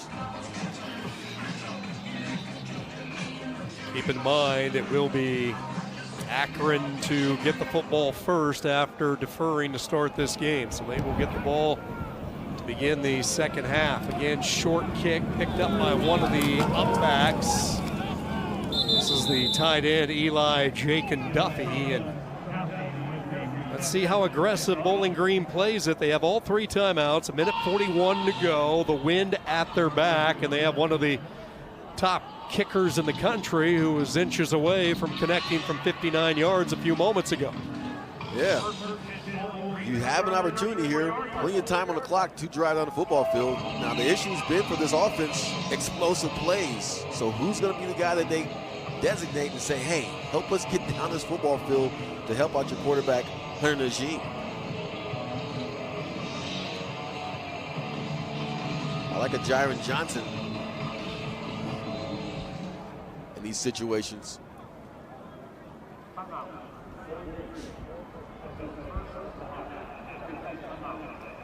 That is not what you want right there for Bowling Green. No, it's not, because you know you're going to get the football back. You have your offensive play call, and then you have to call a timeout. Not a good move. It has been a wild year in the MAC. Right now, 5 teams in a logjam with 2 losses. Everybody chasing Western Michigan. The Broncos at 5-1, and then take a look at the next row of teams, all hoping to punch their ticket to Detroit in the MAC championship next month. Yeah, and I'm trying to figure out what is going to be the tiebreaker for this, because you could potentially have a situation where there are at least 4 teams tied. Eddie George still not happy about that last time out. They set up the screen. Johnson with a downfield block. First down and then some as he is pushed out of bounds. Terrific block on the edge by the right tackle, Nate Paps, who got out in front of the tight end and opened up a lane. Right, we talk about getting Jaron Johnson involved, and that's the reason why, because he has big play capability. He's a tight end, but he performs very well like a receiver as well, as he's out there on the outside boundary.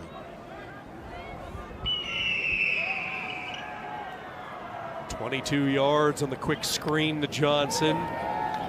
Nejum looked right, checks down, nothing there. He'll take off, and he goes into a slide in the nick of time.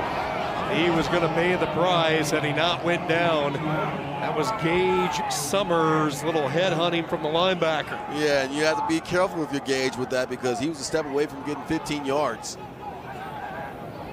Clock continues to move. Bowling Green with a couple of timeouts. They bring a corner blitz. Nejum hangs in there, and it's intercepted.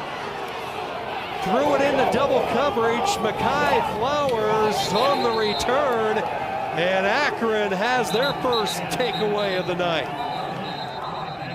And another little scrum along the Akron sideline following the interception. For Flowers, it's his first interception of the year, and that time they brought the blitz off the edge, and it worked. It certainly did, and Najim could not step into this throw the way he wanted to, because he knew he was going to get hit. At the same time, though, you see his double coverage. You have a deep safety back there. No reason to throw that football into the middle of the football field. You want to take your chances on the outside, not in the middle where there's a safety sitting right there, and he comes down with the interception. Mekhi Flowers started his career at Penn State as a receiver. Spent 3 years with the Nittany Lions, played in 14 games while at Penn State. Now he has his first interception for Akron. This is Finley, who's taken a beating tonight, spinning his way up to the 37, and a timeout will be utilized. Yeah, and Finley's feeling the effects of that hit as he stumbles around. And I can't say it enough, folks. When you get hit in this cold weather, it hurts with a capital H. Heck, boldface H. He's in pain. Yeah, you can see Ben Finley, and he's absorbed a couple of pretty good shots tonight. Trying to tough it out in what will be his final collegiate game tonight. And I'm so impressed with both these squads, because again, no bowl games on the line whatsoever, just respectability and a love for the game. They're bringing it. They're not holding anything not. back. We've seen some shots in this first half. Finley's been on the wrong end of a couple of those. 2nd down and 7. Again, feeling the heat. He'll take off and run. Look at the toughness of Finley. Slides up ahead to the 48. Gain of 11. Clock will stop as he picks up the first down. And a good job lining up as they spike it. He's a competitor, and Joe Moorhead has told us that the last couple of years. There's not a situation he shies away from. Yeah, and on a night like tonight, there are a lot of eyeballs on Finley, and you're impressed with his ability to run the football and pass it, and the toughness that he's put on display as well. Tonight, 55 yards on the season, 72, so he may eclipse that. Looked like he wanted to go deep. It's not a real clean grip. You can tell that he's not 100% right now. That is not a Ben Finley throw. Right. Arm action is not what you're typically used to seeing with Ben Finley, in that he has arm talent, folks. and he can put zip on the ball, and he normally is a very accurate passer as well. So several of those shots that he sustained throughout the first half are catching up with him. And that's why you tell some of your quarterbacks, slide, slide. But heck, tonight, even the slides hurt. Third down, they rush 4. Finley near side throw. A diving catch is made. Williams reels it in. And it looks like it's going to be shy of the first down. About a yard shy.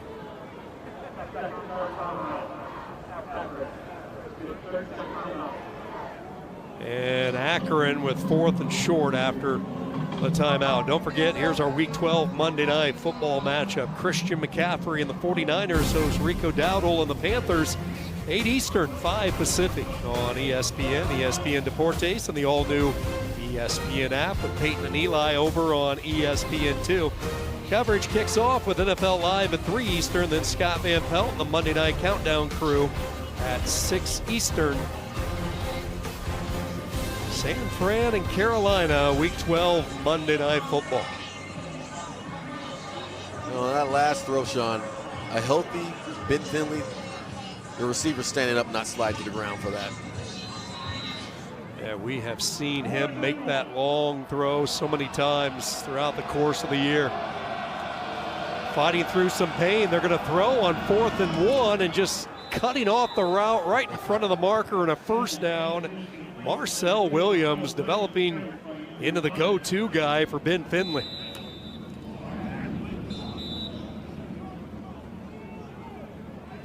A lot of whistles.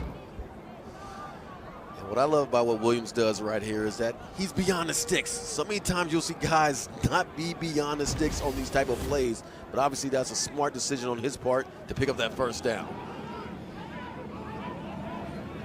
Williams fresh off the heels of a 14-catch, 206-yard, 2-touchdown game against Kent State. In the overtime loss in the wagon wheel battle, 4 catches in this first half.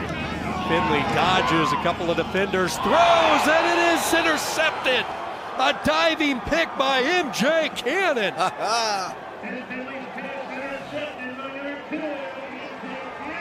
And right there, Ben got greedy. And you wonder if the arm strength is not quite working for him, because that's a heck of a play on the part of the DB, Cannon. But I also wonder, too, is Finley's arm simply not feeling right? Because normally he makes that play. But give credit to MJ Cannon for making one heck of a play. 9th interception this year thrown by Finley. Cannon gets the 3rd takeaway for Bowling Green in this first half, and Eddie George says, let's get to the break. Let's go get warm.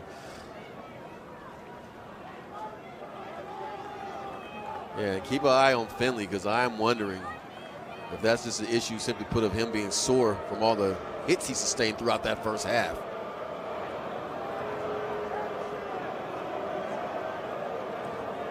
Finley and Akron on the road in their season finale, trying to get to the 5-win total for the first time since 2017. It's been a gutsy performance from Finley. Bowling Green defense, a resurgence tonight. We're tied at 6 at the break.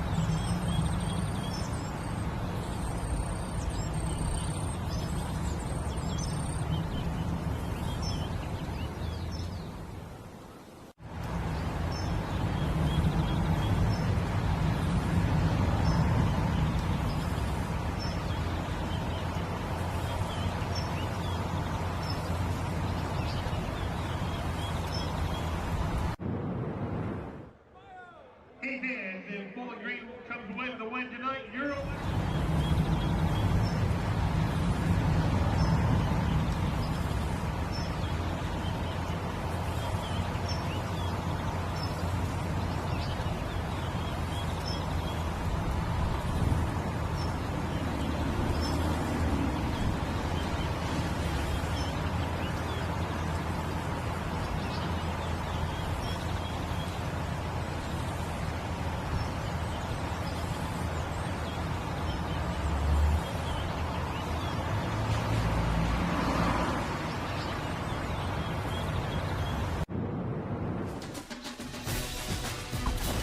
You're watching the MAC on ESPN. Little midweek action from Bowling Green, Ohio, and they come from all over the U.S. The heartland of Nebraska represented.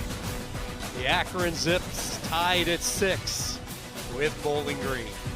Sean Kenny alongside Gerard Cherry. I'll tell you what, Gerard, it was not a real pretty first half, especially with the red zone production for both these teams. Exactly, Sean. Both teams did a great job of moving between the 20s, but once they got to the red zone, it was like a brick wall was there, and they could not get past it.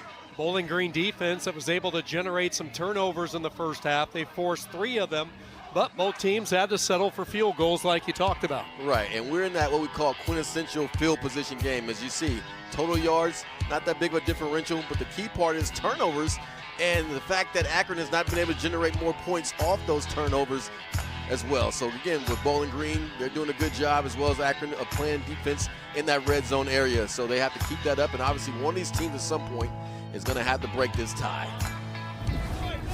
Ben Finley certainly feeling the effects of some hard hits in the first half, and it'll be interesting to see how he comes out in this third quarter. Akron will get the football first, and we were both talking. We were surprised there was not more Dindy for Bowling Green and Gant for Akron in the first half running the football. Exactly, because both running backs did a really good job of moving the pile, picking up positive yards. And for Finley, it'll be very interesting to see if going into the half, he was able to get that shoulder warmed up, because he showed signs in the later stages of that second quarter of not being able to throw the ball as effectively as he was in the first quarter.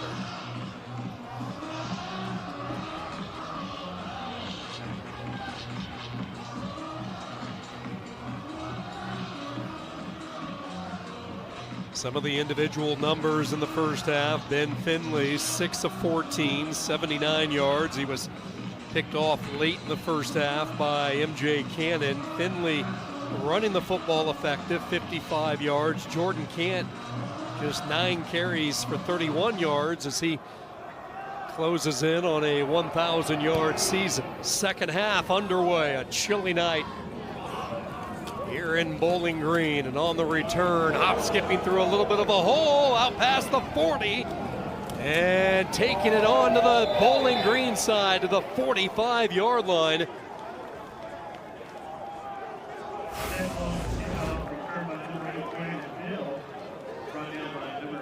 Brandon Hills, who has been so close to breaking one all season, and one more to that total. A very explosive run on the part of Brandon Hills on that kickoff return, and that's how you want to start the second half if you're the Zips, with great field position for Ben Finley and company to operate with.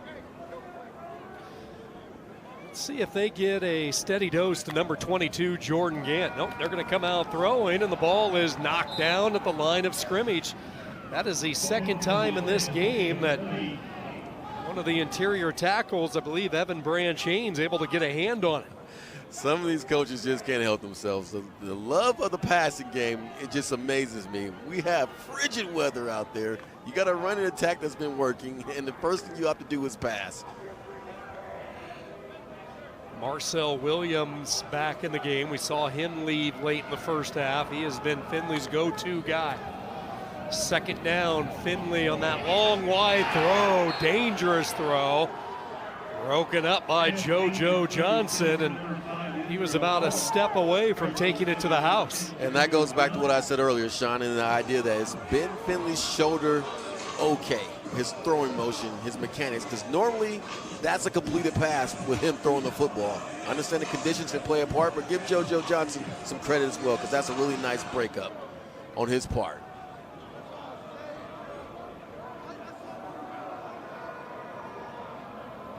Third downs have not been kind for Findlay in this offense. 1 for 6 tonight. Third down and 10. They run a stunt, picked up. Findlay over the middle in traffic, and it's caught. First down to the 34-yard line. They needed 10. They pick up 11. Marcel Williams, another grab. Another grab by Williams, another throw by Findlay. That's 3 in a row to start the half, as he has great time due to pass pro on the part of his offensive line and providing that time and protection for him to make that pass to Marcel Williams, one of his premier receivers. Fifth catch of the night for Williams, 63 yards. Third down conversion, fresh set of downs for Akron, and Gant will get his first touch.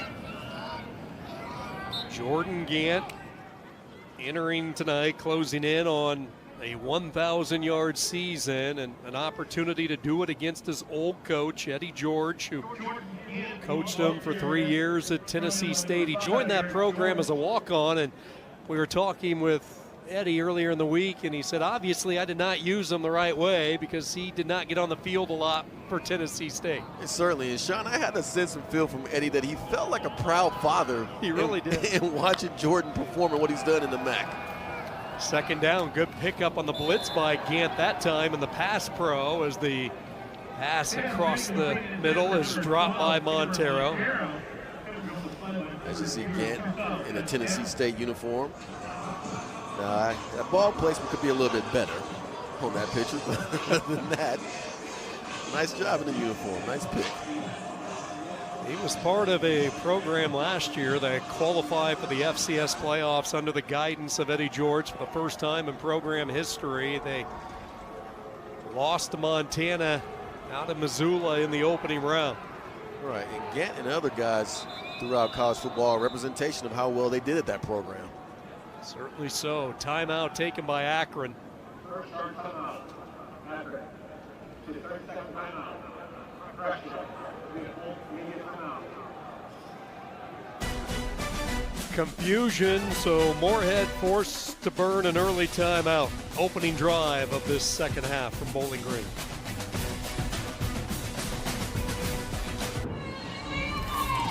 Akron forced to use an early timeout. From shirtless to Falcons dancing on the field to Batman hugging a lizard with a big horn and a unicorn almost. Only on a Tuesday night in Bowling Green, Ohio. Gerard, you're smiling. At least they're warm. They're dancing. They're moving down there. They're definitely feeling it. Third down. They keep it on the ground. It's been a balanced attack for Akron. Their 21st rushing attempt. Findlay's thrown the ball 20 times, and that's a play call, maybe just positioning where they want Matthew Schramm to try to tee this football up and give the Zips their first lead of the night. Yeah, because prior to that, it was pass, pass, pass, maybe a run, and then back to passing again. And the third and long, you'd think they would take their chances with the aerial attack, but they settled for a run and now a field goal attempt. This would be a season best 48 yards for Schramm, who's 2 for 2 tonight. Again, the wind behind him. Kick is on the way. Low line drive. Wow. And he sneaks it through. That ball had a bunch of different trajectories as it approached the goalpost. From this angle, it looked like it was going to take a left turn towards Maryland. Decided to come back down center. And that's going, but then it sneaks right in there. 9-6. Key play was the third down completion on 3rd and 10 to Marcel Williams, which got them into field goal range, and Schramm a perfect 3 for 3 tonight.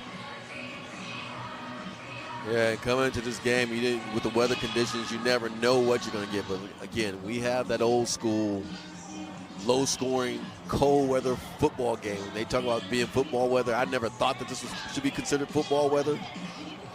But it is what it is, and these guys are toughing it out. I love what I'm seeing from a just flat out effort standpoint that both these teams are landing on the line with nothing to play for other than their pride.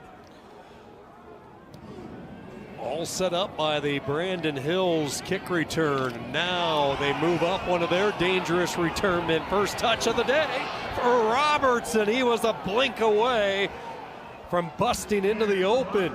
They've been keeping it away from Kadaris Roberts and Cameron Petaway. So what's Bowling Green do? They sneak them up. You're not going to fool us. And the narrative throughout the first half was big play on the part of Bowling Green, come back with big play on the part of Zips. You're seeing the same thing take place in the second half as well.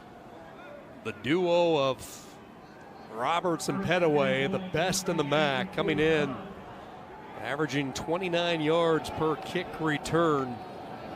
Nobody close in that category as they start the third quarter with a run over the right tackle. Austin Dindy brought down by Gage Summers. Yeah, it's going to be very interesting to see if Bowling Green can just be patient on this drive and continue to feed Dindy. Because once he gets going, he's hard to bring down. And he was very effective in the first half of picking up those positive yards.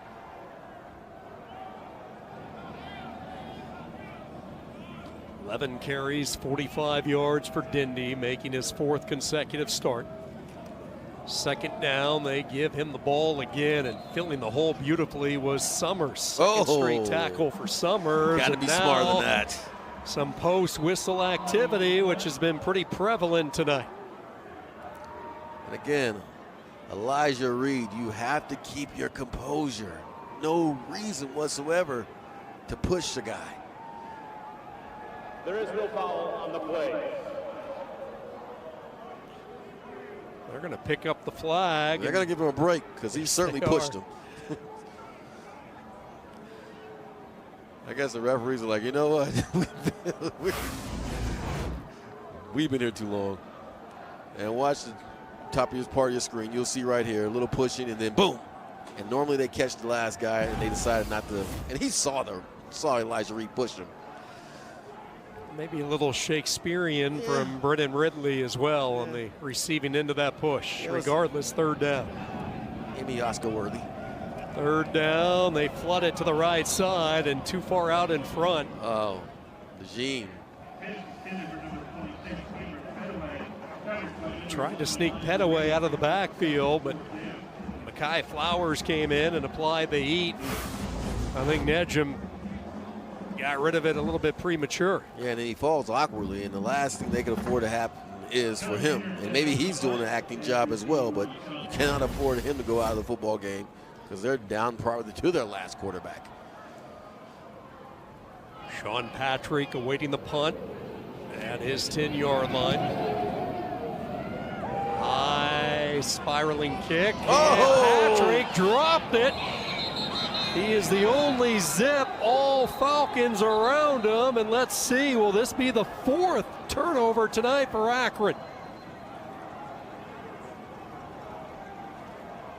Sorting out the pile, and somehow Patrick gets back on it.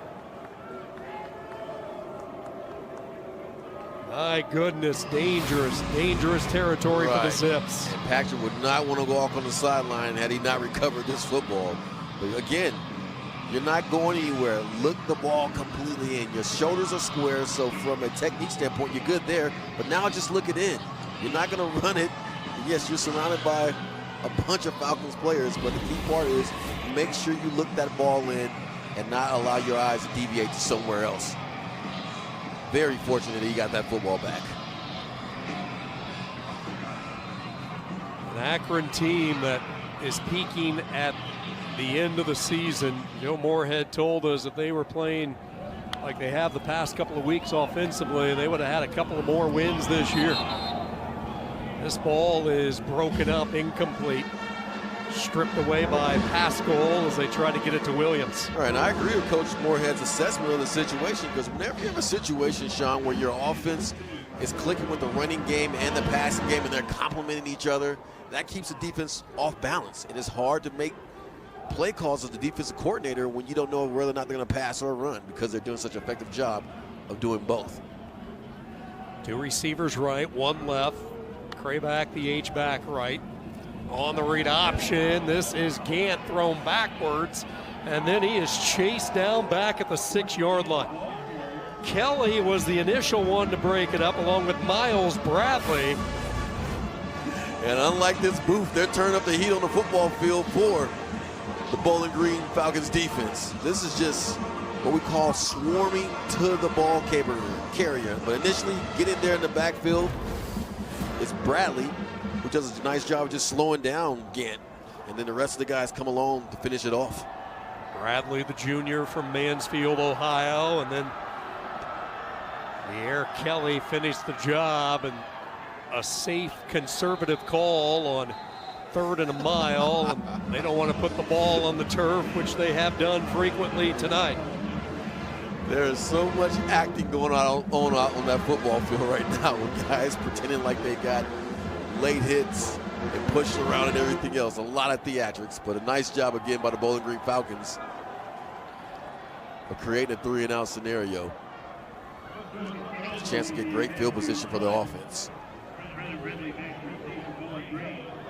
Ridley and Bowling Green should get the ball in pretty good shape here. Yeah, directionally punt this, if I'm the punter.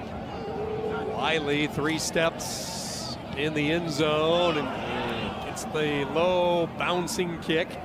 Ridley thought about it, but he will let it take its course, and this will be an effective kick for the redshirt sophomore. Wasn't pretty, no, but it was not. It was effective. 47 yards. Bowling Green with the football when we come back. Here's this week's featured ESPN Women's College Basketball matchup. Jazzy Davidson, number 11 USC, squares off against number 24 Notre Dame. And Hannah Hidalgo, what a start to the year, leading the country at 34 points per game. It's Hidalgo and the Irish, Davidson and USC. Friday, 6 Eastern, 3 Pacific. Also available on the all-new ESPN app. Hunter Nejum and Bowling Green down 3. Second offensive series of this third quarter. Nejum tonight, 5 of 16 for 102 yards. Offense that really has been quiet since their opening drive. Hand the ball off, and DeWalt able to bring down Dindy at the 39-yard line, a gain of 4. And what's so interesting about what you just said, Sean, is that on first down, they're getting positive plays, and they're always in a manageable down and distance when it gets to 3rd down. So you would think there'd be more production with that, but obviously the turnovers play a part in it as well. Bowling Green offense that went through some changes. Eddie George had the very difficult decision of letting go of offensive coordinator Travis Partridge following the Buffalo loss a couple of weeks ago. We had movement up front, and now the finger pointing game between the two teams. You did it. No, you did it. And on a night like tonight, you don't believe the other team when they point. No, you don't. It's going to be very interesting to see how they sort this out.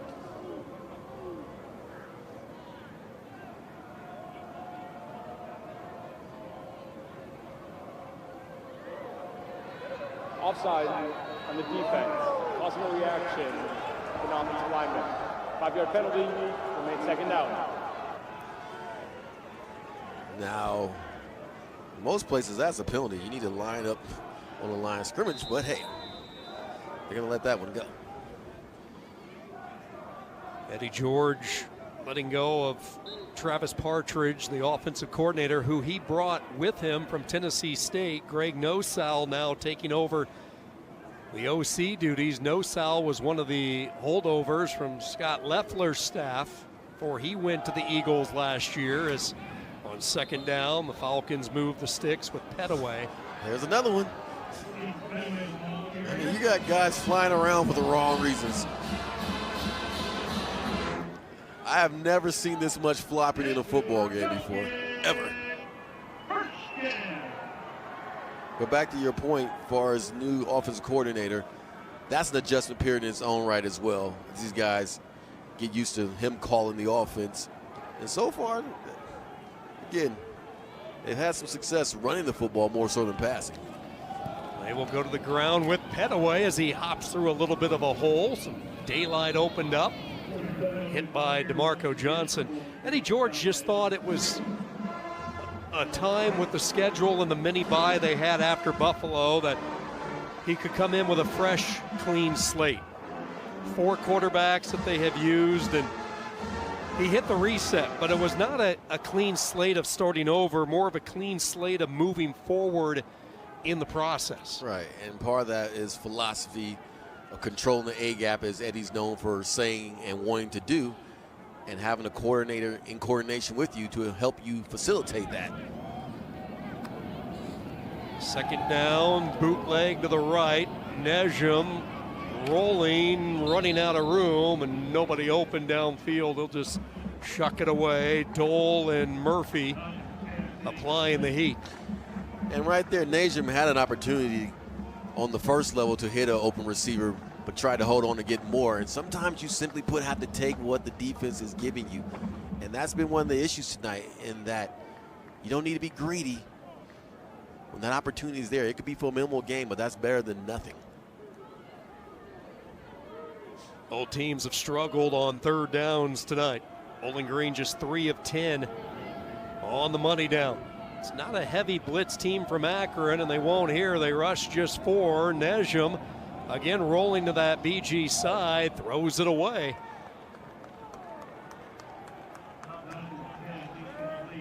And for Nejum, one of the things you don't want to do as a quarterback is go backwards while in the process of rolling out. That's only going to make the level of difficulty of the throw that you have to make much more challenging to complete that pass. So that's something he'll learn. But I must say, for a guy who came into the season as a 4th-string quarterback, he's holding his own.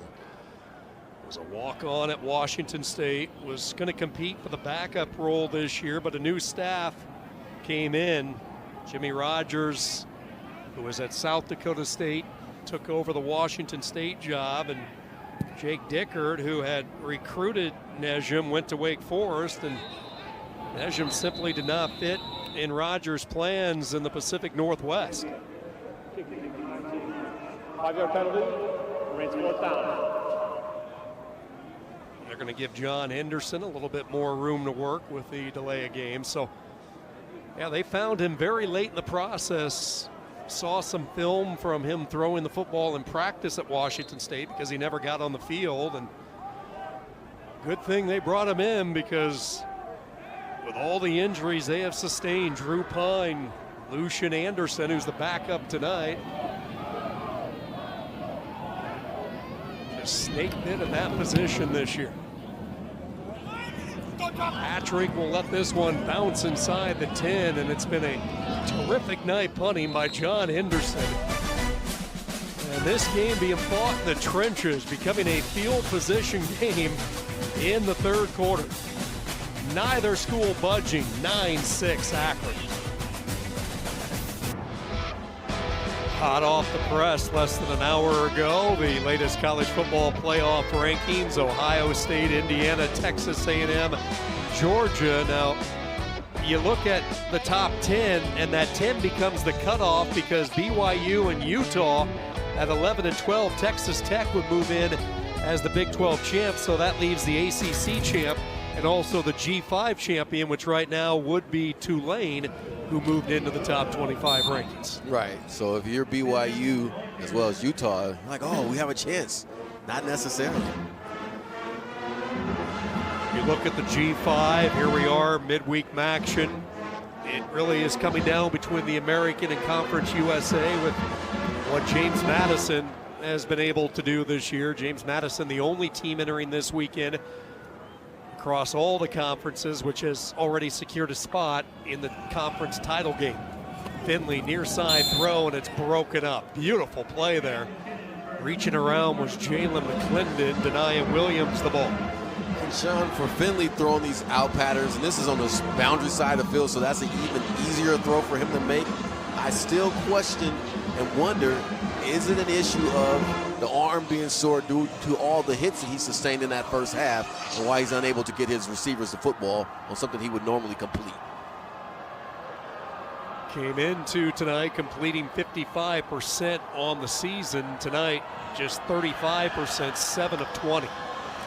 Third down, here they come. Finley gets rid of it, but it's dropped. Connor Crayback, who has really stepped in this year with the injury to Jake Newell.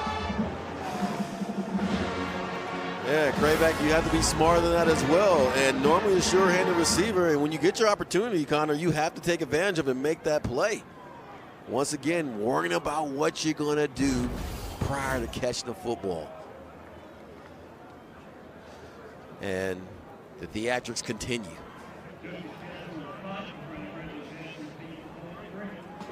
It's a big drop by the redshirt sophomore tight end. Joseph Castle for the second straight series to punt near his own end zone. Ridley comes up, makes the catch at the 48. Angles toward the far side, across into plus territory, pushed out of bounds at the 44. 9-yard return following the 39-yard punt. Boy, you do not want to be a quarterback this year at Bowling Green. Drew Pine is who they brought in. That was their big landing in the transfer portal, coming in from Missouri.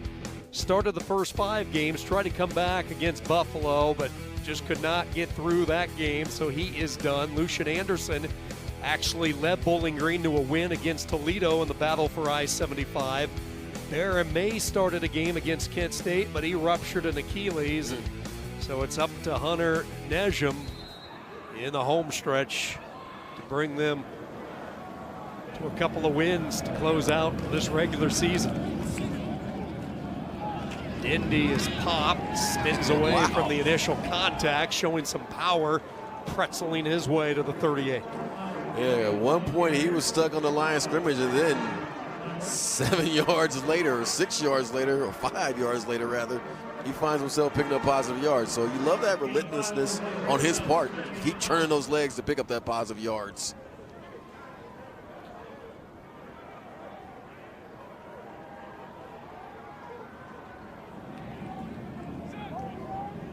Second and 5.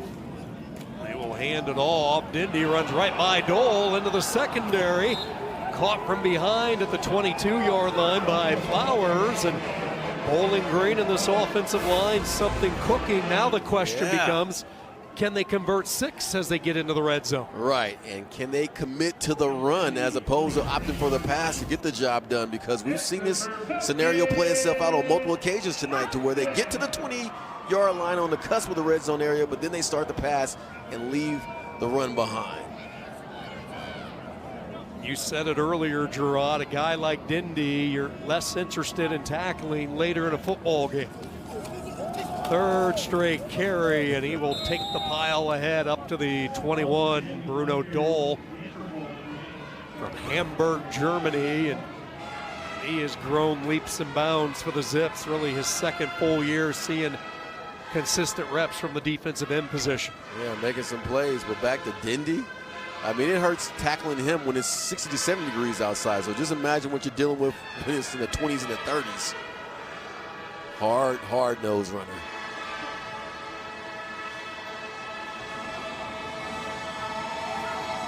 Jontrell Mixon into the game. He replaces Laventure. On the second down, Nejum looking for Petaway, and the tight end, Jake and Duffy, both players in the neighborhood. But boy, our Stripes need to show some softer hands on this, Gerard. Come on. No, he just showed you that he played DB when he played. That's all that is. Great break on the ball, ref. Or umpire. Great job. But you got to catch that. That's right to you. You got to get both hands on it at least. Exactly, right? No visions of glory right there, or grandeur. Come on, man. Catch it. Third down and 8. 2 receivers to the right side. Keep an eye on number 26, Petaway. He flanks Nejum to the right. Taking a shot toward the end zone. Looking for the tight end, Harris. He makes the catch. Touchdown. Bowling Green finds the end zone for the first time tonight. And folks, Jacob Harris has done this on several occasions throughout the course of the season, coming up with phenomenal catches, showing you his great athletic quotient as Najim back.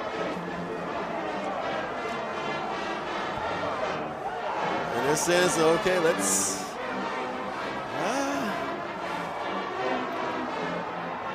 All right, CZ inbounds. So they have waved off the touchdown. They signaled 6 originally, but the officials all got together. They said no good. And they say no. Bowling Green wants them to take a look upstairs at it. In the meantime, Cleather has come out. And we're going to take a look at it. The previous play is an incomplete pass. Plays under review. Oh, it's only appropriate on a night where points are a premium. You got to earn every inch bit of tonight. it. Yes, and from my vantage point, it looked like he did a great job of keeping his body in bounds and coming up with the catch, because you did not see any type of fumbling of the football. And man, see it right here. All right, I'm catching it. I'm elevated. Where's his body at? I mean, does the knee come down before the hip? That's really the question right here. Does his knee come down before the hip? And if we could going and then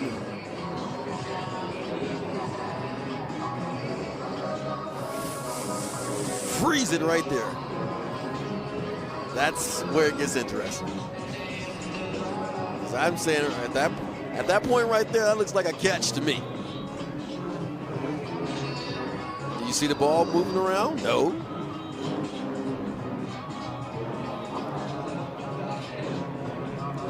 And again, originally it was called a touchdown. Right. They signaled touchdown, and then they got together and changed course. Right, if I'm a field judge, I'm taking umbrage with that.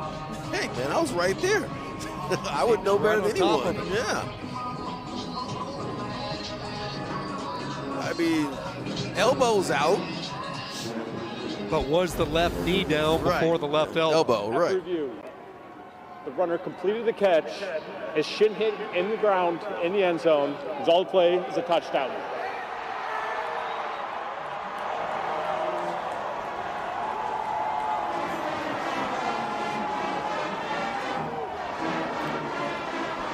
All of these coaches, when describing Jacob Harris, said this is a star in the making. Yes, certainly is.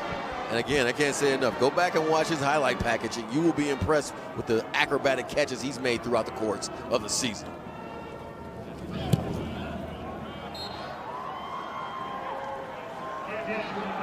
Cleather adds the point after, and Bowling Green back out in front. And look at this body control. He's elevated parallel to the end zone, has the ability to catch the football, get his body in bounds, and hold on to the football at the same time while it's trying to eke out. And how about that throw by Nejum? Yeah. Kai Flowers was there. He put the ball in the only place Harris could make a catch. Exactly. Outside, away from the defender. It's a heck of a play. They really feel that he is going to be an NFL talent. He's only a sophomore, and we talked about the legacy. His father, Josh, played quarterback here at Bowling Green, one of the most successful quarterbacks to ever wear the orange and brown, throwing for over 7,500 yards. And Jacob, when he was a little guy growing up, he played a lot of positions. He wanted to be a quarterback, but his dad said he was too slow reading defenses. So tough love from Papa, and he's found a home at tight end, and his future is bright. Wow, that's what we call keeping it real. But yes, certainly has the frame, the athletic ability, and meets the mark as a receiving tight end, that's for sure. And I can't say it enough. He's made spectacular catches throughout the course of the season. 5 plays, 43 yards. Nejum has his second touchdown pass of the season. Waving the arm up into the air for the fair catch. And Akron ready to send this offense out. 3:53 to go in this third quarter. Bowling Green by 4. And really for the Zips is, can you get Finley back on target? Because so far in this second half, he has not been able to connect with his receivers. And can you get Gant established? Cannot forget his big play-making capability as well. So they got options. And that's what you always want for an offense. They're definitely not one-dimensional. They have the ability to run and pass.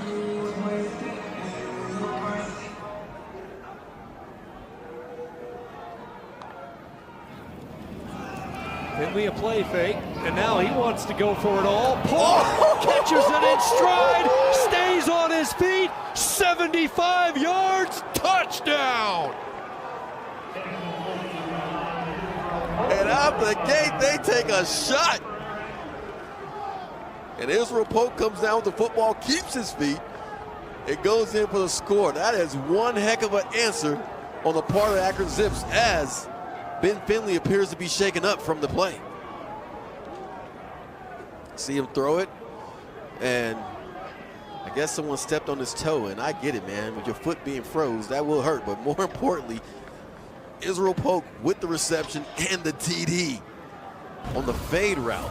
They say they're even and leaving, and that's exactly what he did, as Finley is obviously grimacing and in pain. Beautiful throw by Finley as a flag is thrown. Delay game. Kicking team. 5-yard penalty. Replay the try. Touchdown tire around the neck of Israel Polk, and that tire has been around his neck a lot this year. His 8th touchdown catch of the season, the transfer they brought in this offseason from Pitt. Yeah, had a quiet night up until that point right there.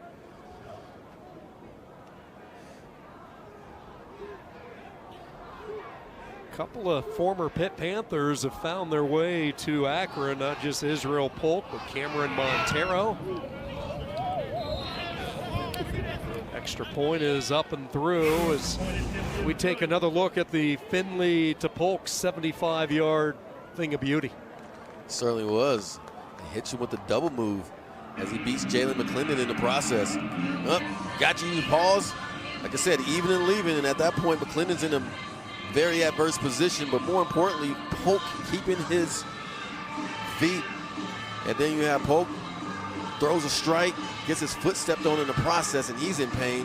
And you know you're in pain when you throw a touchdown and you're still hobbling on your foot. Yeah, no celebration. No celebration. But I get it. When your toes are frozen and someone steps on them, I respect what he's going through right now. But that's just an excellent throw. And a gutsy play call, too, on the part of Coach Moorhead. To just say, you know what? We need an answer, and we need one fast to get some momentum. And they certainly get that momentum back. The fireworks.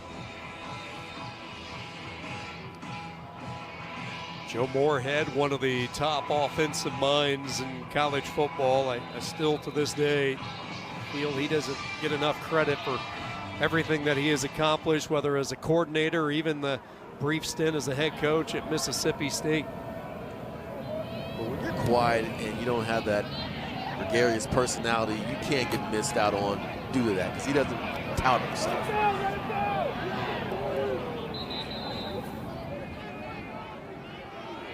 Year 4 for Moorhead, who took over this program that was hurting, but the trajectory has been there after back-to-back 2-win seasons. And now here he is on the cusp of a 5th win. Fordham head coach, was the coordinator at Penn State.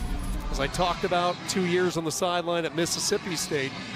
And the offensive football is showing up in the win column. And again, you look back at the Wyoming game, they had Miami on the ropes.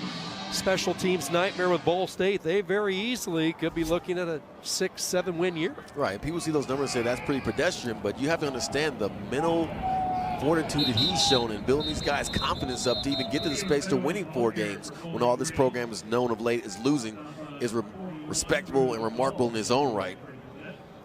You go back through the years for Akron. Terry Bowden left this program after the 2018 year. He led the Zips to bowl games, a MAC East title. Last bowl game for this program back in 2017. Tom Arth then moved in for 3 years. It was a rough stretch for the Zips, and Moorhead took over the program in 2022. They've seen progress. 2nd down, slicing his way over the right side. Akron trying to paw away at Petaway. 3rd down. I've seen more pushing and shoving tonight than I've probably ever seen in a football game before. Officials were calling it pretty tight early, but they're They're letting them go now. a little bit now. Yeah. You can sneak a jab in and they won't call a thing.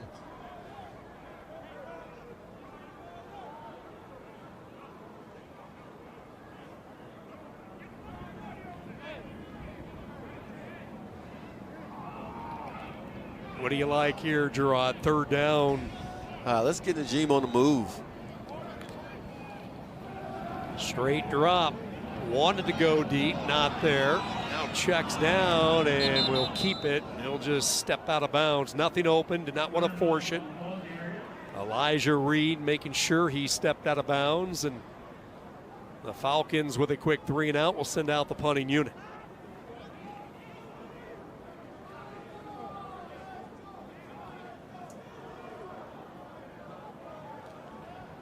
And for the Falcons, once again, flip the field. You have to flip the field here.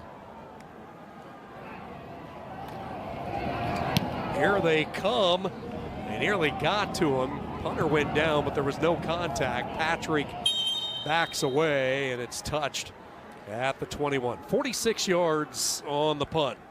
Here's Wednesday's ESPN NBA doubleheader. KD and the Rockets will be in Cleveland, taking on Donovan Mitchell and the Cavs at 7 Eastern. Then Jalen Brunson and the Knicks play the second game of their 5-game road trip in Dallas. Cooper Flagg and the Mavs waiting for them. The NBA Countdown crew tips off our coverage at 6:30 Eastern. That's coming up Wednesday night. Now the question becomes on this drive, do you go the methodical route or do you keep trying to produce explosives? Longest play from the line of scrimmage. Finley to Polk connection. Oh. It will go on the ground with Jordan Gant. He is really impressive. I mean, you see his patience running the ball, his vision, finding the hole, really sets up his offensive lineman's blocks. Right, gives the zone blocking scheme a chance to develop. That's what you need when you're dealing with the zone blocking scheme. That you don't want a guy who just quickly hits it, but someone who lets it set up. Second down, coming near side with it, but out of bounds, unable to drag a toe in was Israel Polk. Coverage by JoJo Johnson.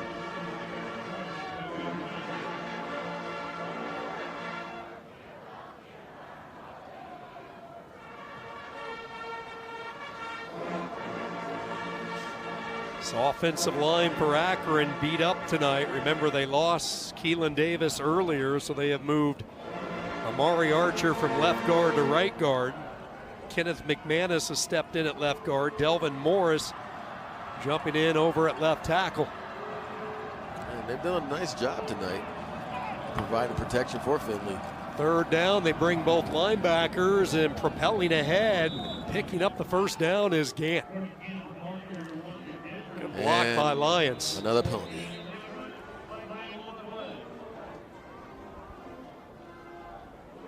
Flag down at the line of scrimmage. Pre-snap, post-snap, you do not want to ever have these penalties be a part of the discussion for these officials.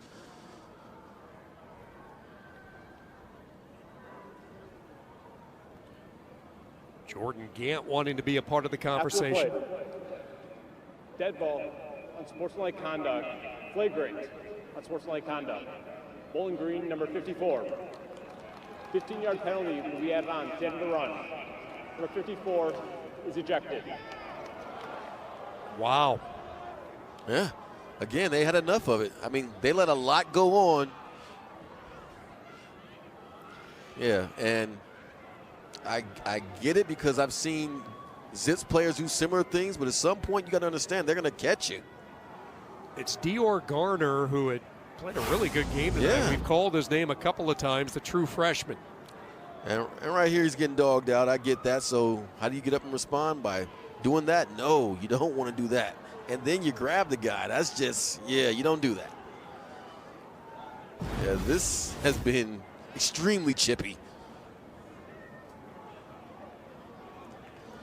Yeah. So an ejection of the freshman Garner. Yeah, that merits an ejection.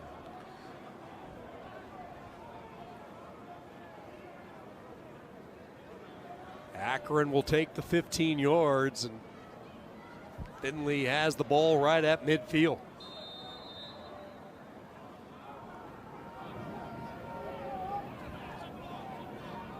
Two teams who have not had as many wins as they were anticipating coming into the season. Finley hit. Ball is stripped, bouncing free, and picked up by Gant. Stripped on the play by Miles Bradley, and Gant in the right spot at the right time. And we can't say that enough with Finley. We love the fact that you stay in the pocket and you look down the field, but at some point you have to bring that football closer to your body when you recognize and sense and feel that you have defenders around you. Ball protection is of the utmost importance, and throughout the course of the night, he has been very casual in those type of situations. We head to the fourth quarter. Little Tuesday night action. It has been a wild one. Akron by 3. Fans have showed up, the students showing some creativity. Having a good time on a Tuesday night.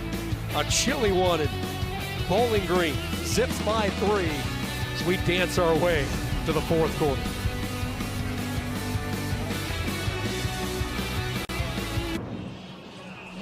Everybody loves Pudge around these parts. The locker room cat that turned into a mascot that captured the heart of a country earlier this year. They're hoping for a little Pudge magic tonight.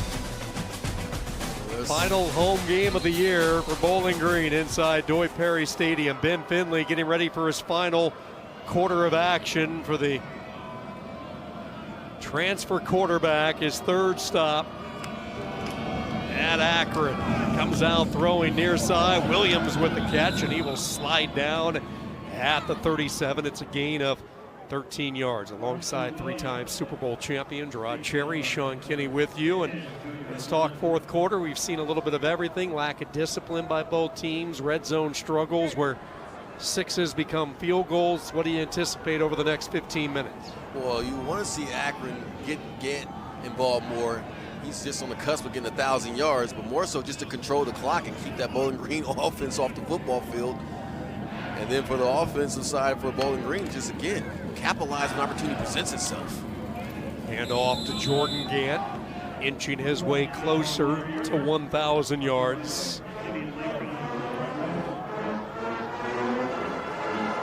One of the great stories of the MAC season, wearing number 22, the transfer from Tennessee State. Coach Richardson evaluated, Moorhead trusted him, and those two on different staffs in the past, they have worked together a lot, and Coach Richardson has worked with some really fine running backs throughout the years.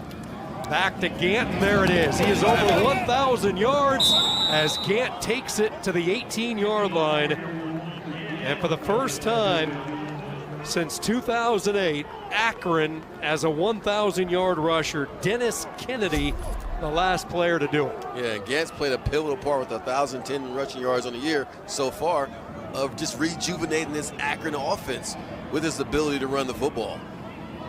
So interesting, his head coach back in the 08 season was J.D. Brookhart, who is now a wide receiver coach. His offensive coordinator, Joe Moorhead. Gant. It's a people business. It really is, It really is. Hey, I know a guy who knows a guy.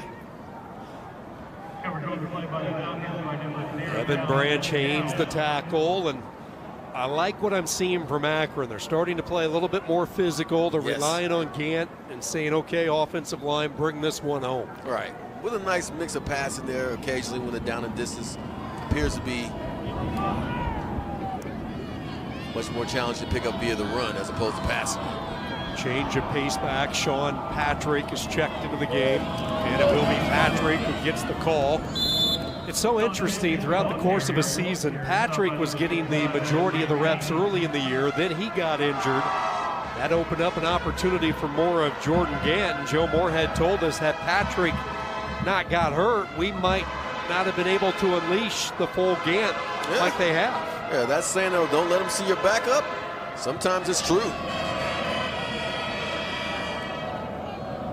And it's clear that Gant is FBS material. He'll be back. Third down, Finley. Here comes the blitz over the middle, deflected up and incomplete. Tried to sneak it through to Gene Louie. MJ Cannon, who has been outstanding all year, has a pick already tonight, nearly at number 2. Nearly had number 2 with the tip drill coming into effect. And right there, the ball is behind you. And again, I just go back to the run is working so effectively.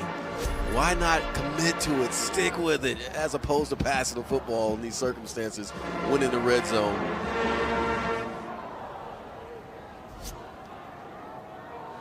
Schramm has been perfect tonight.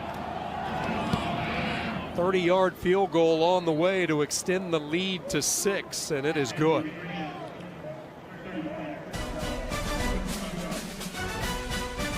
Schramm's been busy. Finley guides Akron into the red zone. Moorhead ends up with 3. Zips by 6 late from Bowling Green.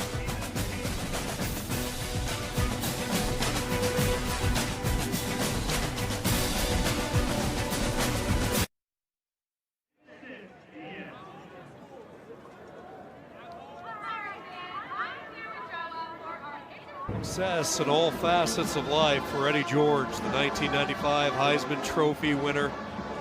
Rushed for over 3,700 yards in his collegiate career at Ohio State. Became a first-round pick in the 96 draft. And, you know, the thing about Eddie back in his playing days, he was the embodiment of durability.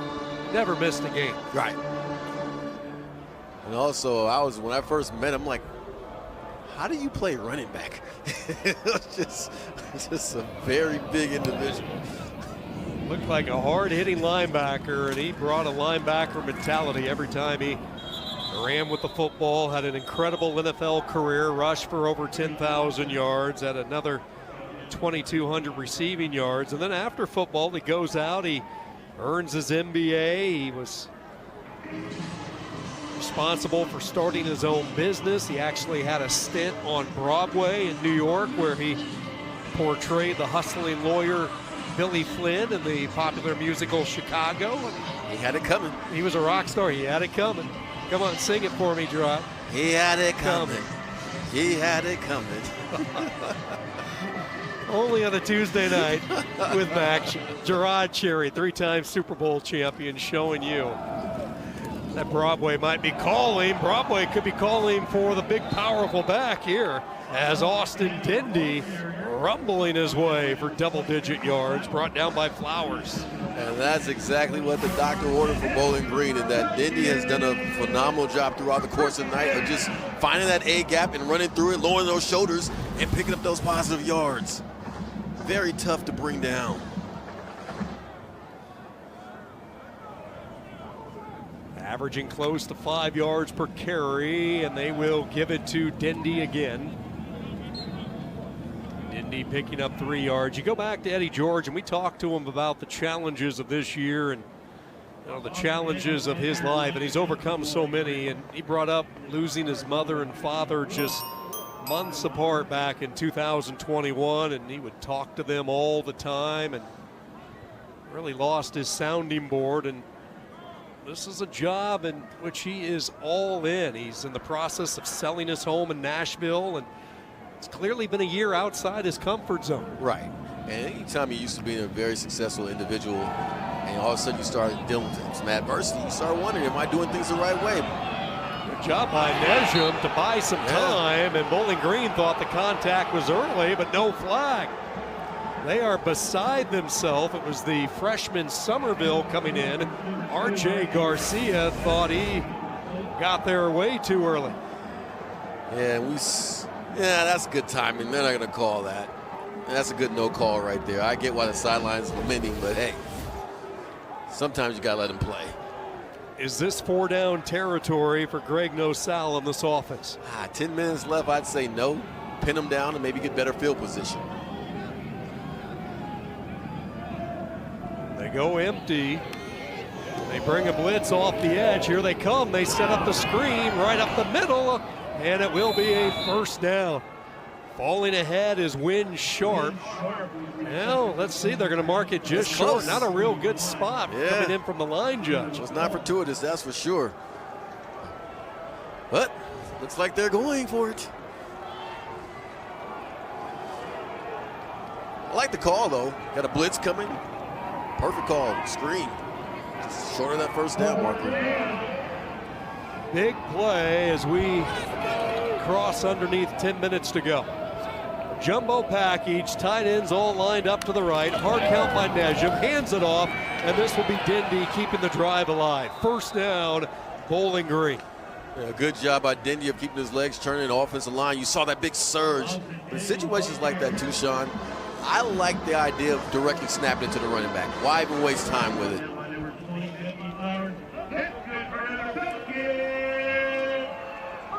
Head coach Eddie George with a sigh of relief, look on the opponent's face.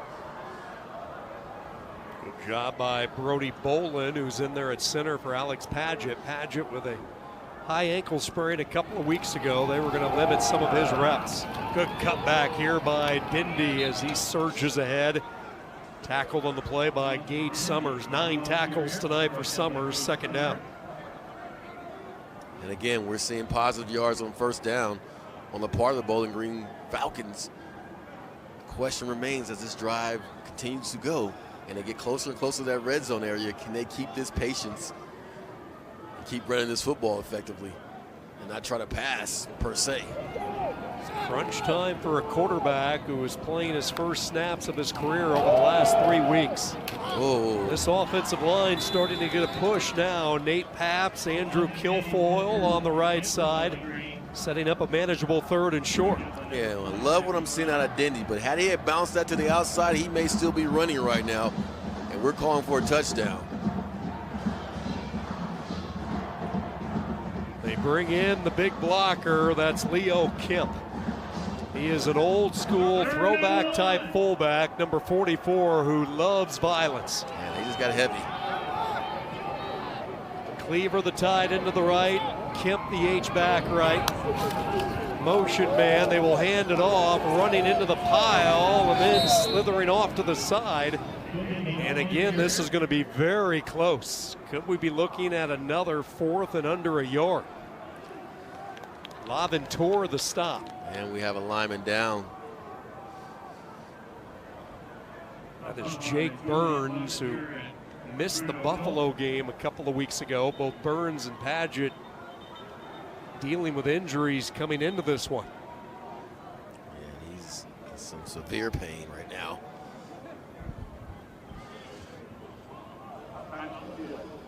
We'll take a break as they attend to Jake Burns. Good looking drive, a physical drive for Bowling Green. Can the Falcons keep it rolling? We'll find out when we come back.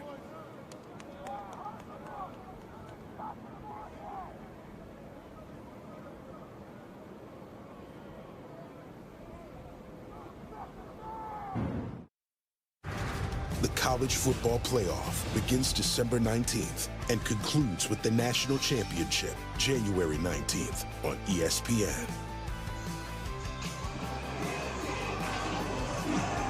Ninth play of this drive coming up for Bowling Green. They converted on 4th down a few moments ago, and they're going to try to do it again. Chilly night from Ohio. Alex Paget, the center, back into the game after the injury to Jake Burns. And right, Bolin, who is at center, moves over to guard. yeah, right here, Sean, will be a great opportunity to fake the run, play action pass, and I'm pretty sure someone will be wide open.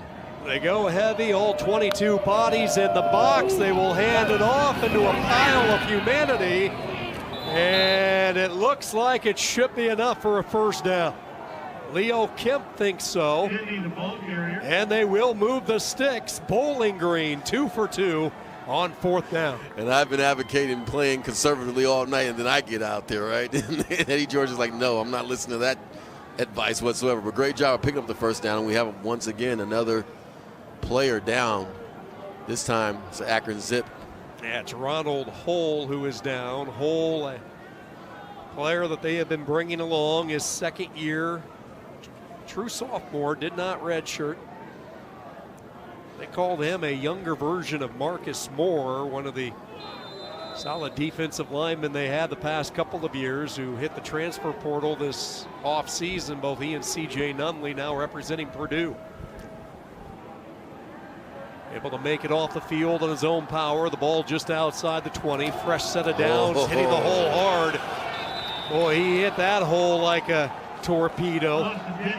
Big on the right side for Austin Dindy. Gage Summers finally drags him down. And that's what you call controlling the A-gap. So much of an emphasis on this offensive line is to make sure that you dominate in the A-gap and present an opportunity for your running backs to control it and burst through there. And Dindy certainly does that with the 8-yard pickup. Yeah, taking advantage of hole not plugging the middle for Akron. They go pistol. That's Kemp, the motion man. Nedjum trying to draw him offside. Right back to the hot hand Dindy, and he will fall ahead. This is an Eddie George type of drive when he said, I want to establish the run. I want to matriculate first downs. And eventually when you can do that, that leads to an explosive play. Exactly. And he also, and I love what he said, explosive plays means getting off blocks after contact. It doesn't necessarily mean it has to be a deep throw. And certainly you're seeing this Dindy drive represent just that.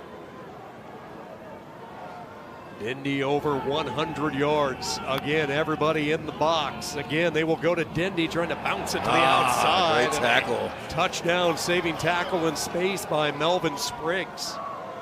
The Bowling Green will move the chains, and they'll have it first and goal.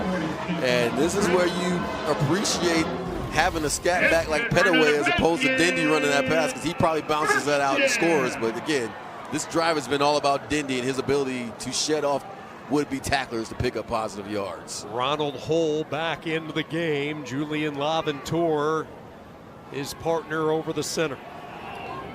Now Bowling Green needs 6. Pistol look, 5th straight carry for Dindy. And again, this is where you may want to change your pace. They're crowding the box.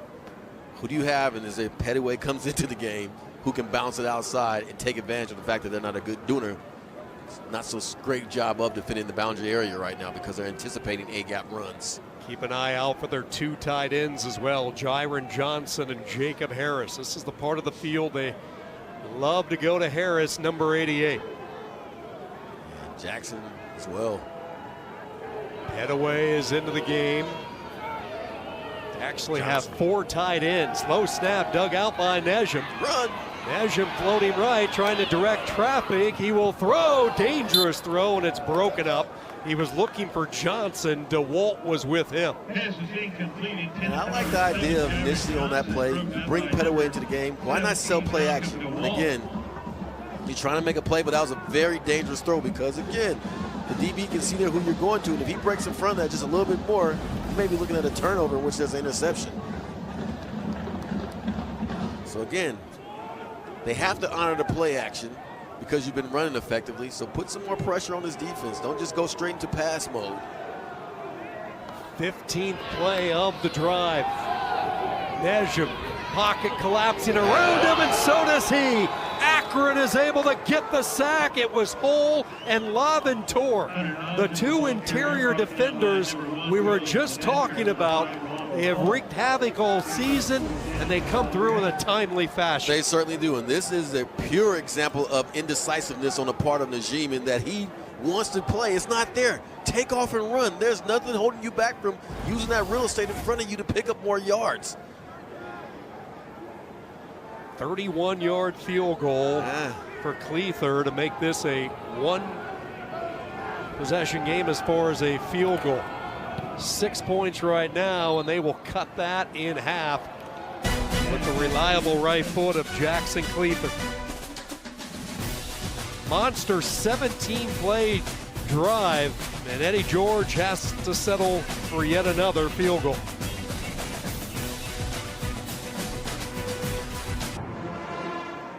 At times, it has been a frustrating season for both of these head coaches. Eddie George, year 1, Bowling Green. Joe Moorhead, year 4 for Akron, and difficult in different ways. It's been the injuries that have just decimated Bowling Green throughout the course of the year. While for Moorhead, Akron has been right there, so close to winning a number of close games this year that they had come out just short on. Right, certainly a situation where the offense was not clicking at the right time, And had they been, and Coach Moorhead spoke on it, you're looking at a very different record for the Akron Zips. And for Bowling Green, simply put, you go to your 4th quarterback, chances are your season's going to definitely have its ups and downs, and more downs than ups when you're dealing with your 4th quarterback. To Najim's credit, though, he has done a good job filling in. Patrick and Brandon Hills deep. This will be Hills, who returned one 43 yards earlier tonight. Not this time. Bowling Green able to fly downfield. So Bowling Green with all 3 of their timeouts, and they're going to need a stop against an Akron offense that has come to life a little bit in this second half, engineered by Ben Finley. Yeah, we've seen Gant get active as well. And Finley's had his moments. Had that one deep throw to Israel. But I have a sense and feeling that we're going to see a lot of Gant on this particular drive. And why not? Note that clock. Akron right at their season average running the football. The only difference is they're getting more yards than usual from the quarterback, Finley. 62 on the ground for Finley, 66 for Gant. On first down, this will be Gant over the left guard, picking up 2. Yeah. And Gerard, if you're Bowling Green, and Eddie George, defensive coordinator Brandon Fisher, when do you start thinking timeouts? You start thinking pretty soon about timeouts, because you're going to need a lot of time left, and hopefully you can get a 3-and-out scenario right here. And after this play, if it is a positive game, then I'm certainly going to use a timeout and hope that my defense can hold up its end of the bargain and eventually get off the football field. But right now, if you're the Bowling Green Falcons, you got to be thinking to yourself, something short's going to come your way.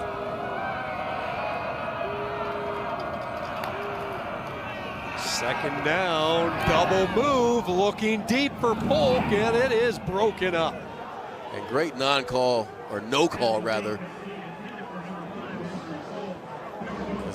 The Zips were asking for a pass interference call, but nice job by JoJo Johnson making a play on the ball right there.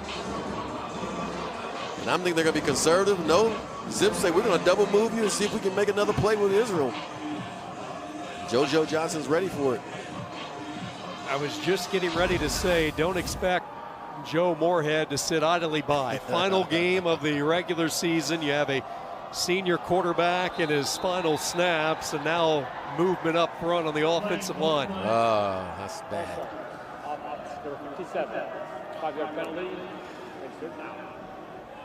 This is Delvin Morris, who has played 3 different positions on the offensive line tonight because of the injury to Keelan Davis. Yeah, it was already 3rd and long, but you just made it 3rd and really unmanageable. Now the question becomes, if you're the Falcons, do you pressure, do you bring the blitz and get Finley off the spot? Do you trust your 4th lineman to get down to him and get to him? They run the draw. Very conservative. And Bowling Green's defense will force the 3-and-out. Miles Bradley gets the tackle, and immediately the Falcons use a timeout. Here we go.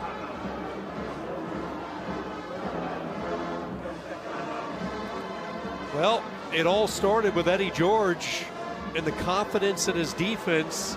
Instead of going for it on their last series, 4th down, he took the 3 from Cleather, and now an opportunity maybe to get the go-ahead 6, or if you're BG, the game-time field goal with one of the top kickers in the country. Right now it looks like the right decision to make. And I must admit, I was questioning why not go for the touchdown at that point in time, but if they're able to cleanly field this, they're going to get great field position to start with.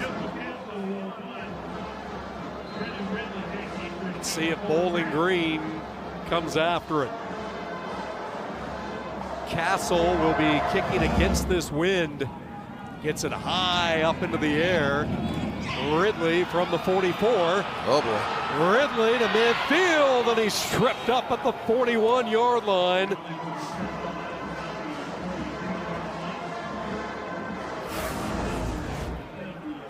$18 yards for Ridley.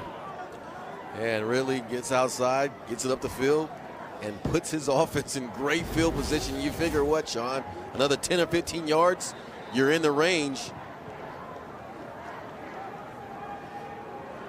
Yeah, you look at Jackson Cleather, His career long is 56, which he hit back in week 1. Keep in mind, moving this direction earlier tonight with the wind behind him, he came up just a couple of yards short from 59. Right, and that one is nowhere near as active as it was earlier in the game. Cameron Petaway back from injury tonight.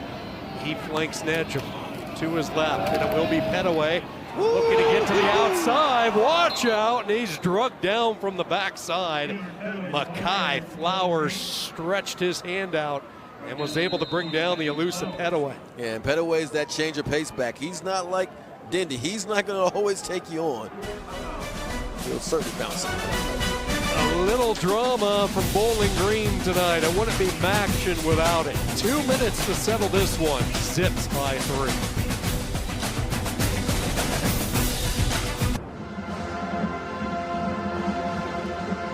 Fun one tonight here in the state of Ohio. It was tough to come by as far as offense up until the third quarter. A field goal clinic in the first half. Akron committing 3 turnovers all in the first half. Both quarterbacks have had a tough go tonight with the weather. Finley 9 of 26. Hunter Nejum making just his second career start. Going to go to the air here, near side, low throw, dug out by Johnson. Tackled immediately by Alex Branch. Johnson once again putting his athletic prowess on display by digging deep to catch that football to pick up some positive yards. If they don't pick up another inch, they are within field goal range, but they don't have to worry about that. Third down throw and catch. And stop the clock. They'll move the chains. R.J. Garcia with his first catch of the night. If I'm the Zips right now, I'm thinking do not get beat by a double move. They bring a corner blitz. Nejum is going to step up, tries to get outside, but Akron cuts him off. Shaman Cooper tracking down the quarterback, and Bowling Green hustle mode right now. And you like that Nejum was very definitive in running the football. At the same time, make sure you protect it. That was close. Cameron Petaway, the lone back, second down. Nejum throws, and it's intercepted. Right into the arms of Bruno Dole. His first career interception, and Akron has the takeaway. There is a flag down at the 20-yard line, so we'll wait and see what this is all about. Show me that motherfucking time! It's all the play. It's an interception. After the play, dead ball on sportsmanlike conduct. Offense, number 55. A 15-yard penalty will be added on, or excuse me, assessed from the end of the run. That's number 55's first and sportsmanlike conduct of the game.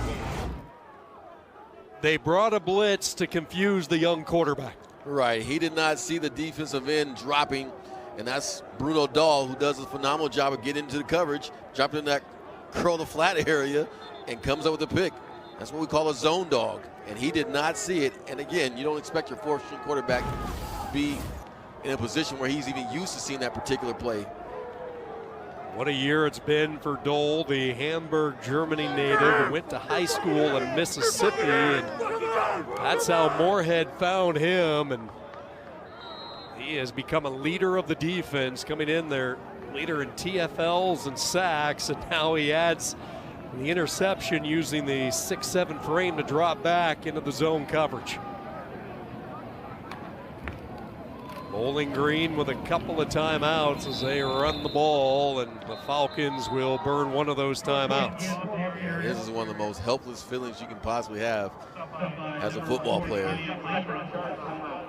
Bowling Green, 32nd and late.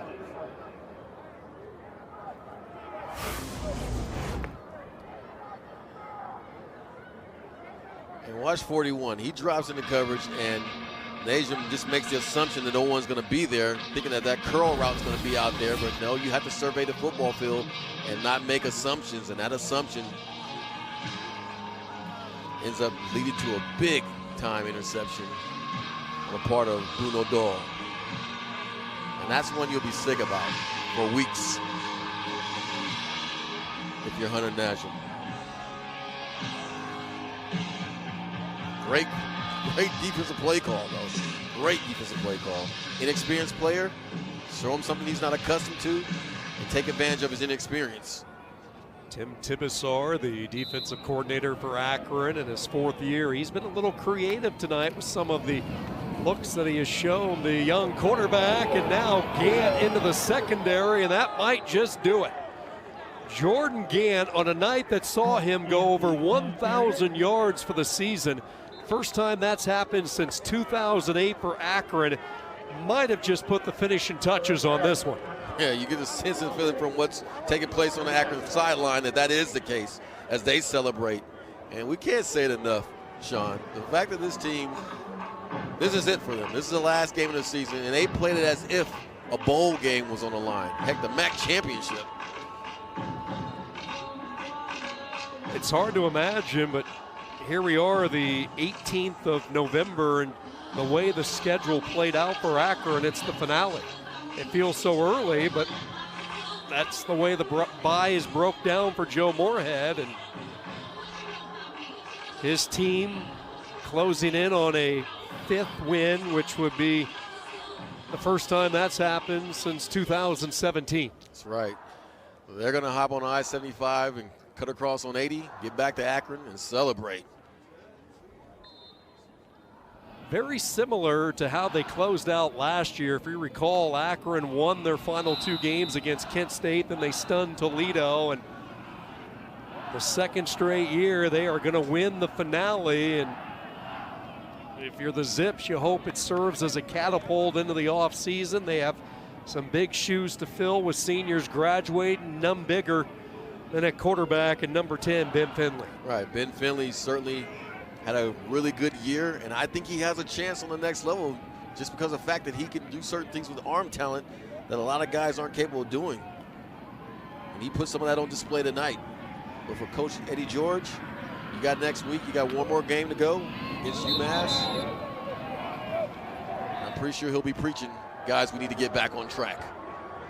One more snap, and that is it. Akron has arrived to Bowling Green, and they will come away a 19-16 win for the Akron Zips. Their first 5-win season since 2017, and Joe Moorhead continues to have this program moving in the right direction. That's right. This is something you can build upon. This is a confidence builder, and these guys are going to walk away from the experience saying, yes, we found a way to change our fortunes, and that we are doing a much better job of playing sound, quality football. And I was very impressed with what I saw tonight, Sean. Finley throws for 176. Gant rushes for 98. Dahl with the game-clinching interception for the Akron defense. For Gerard Cherry, our fantastic crew from Bowling Green, this is Sean Kinney saying so long from Bowling Green. Your final score, Akron 19, Bowling Green 16. This has been a presentation of ESPN.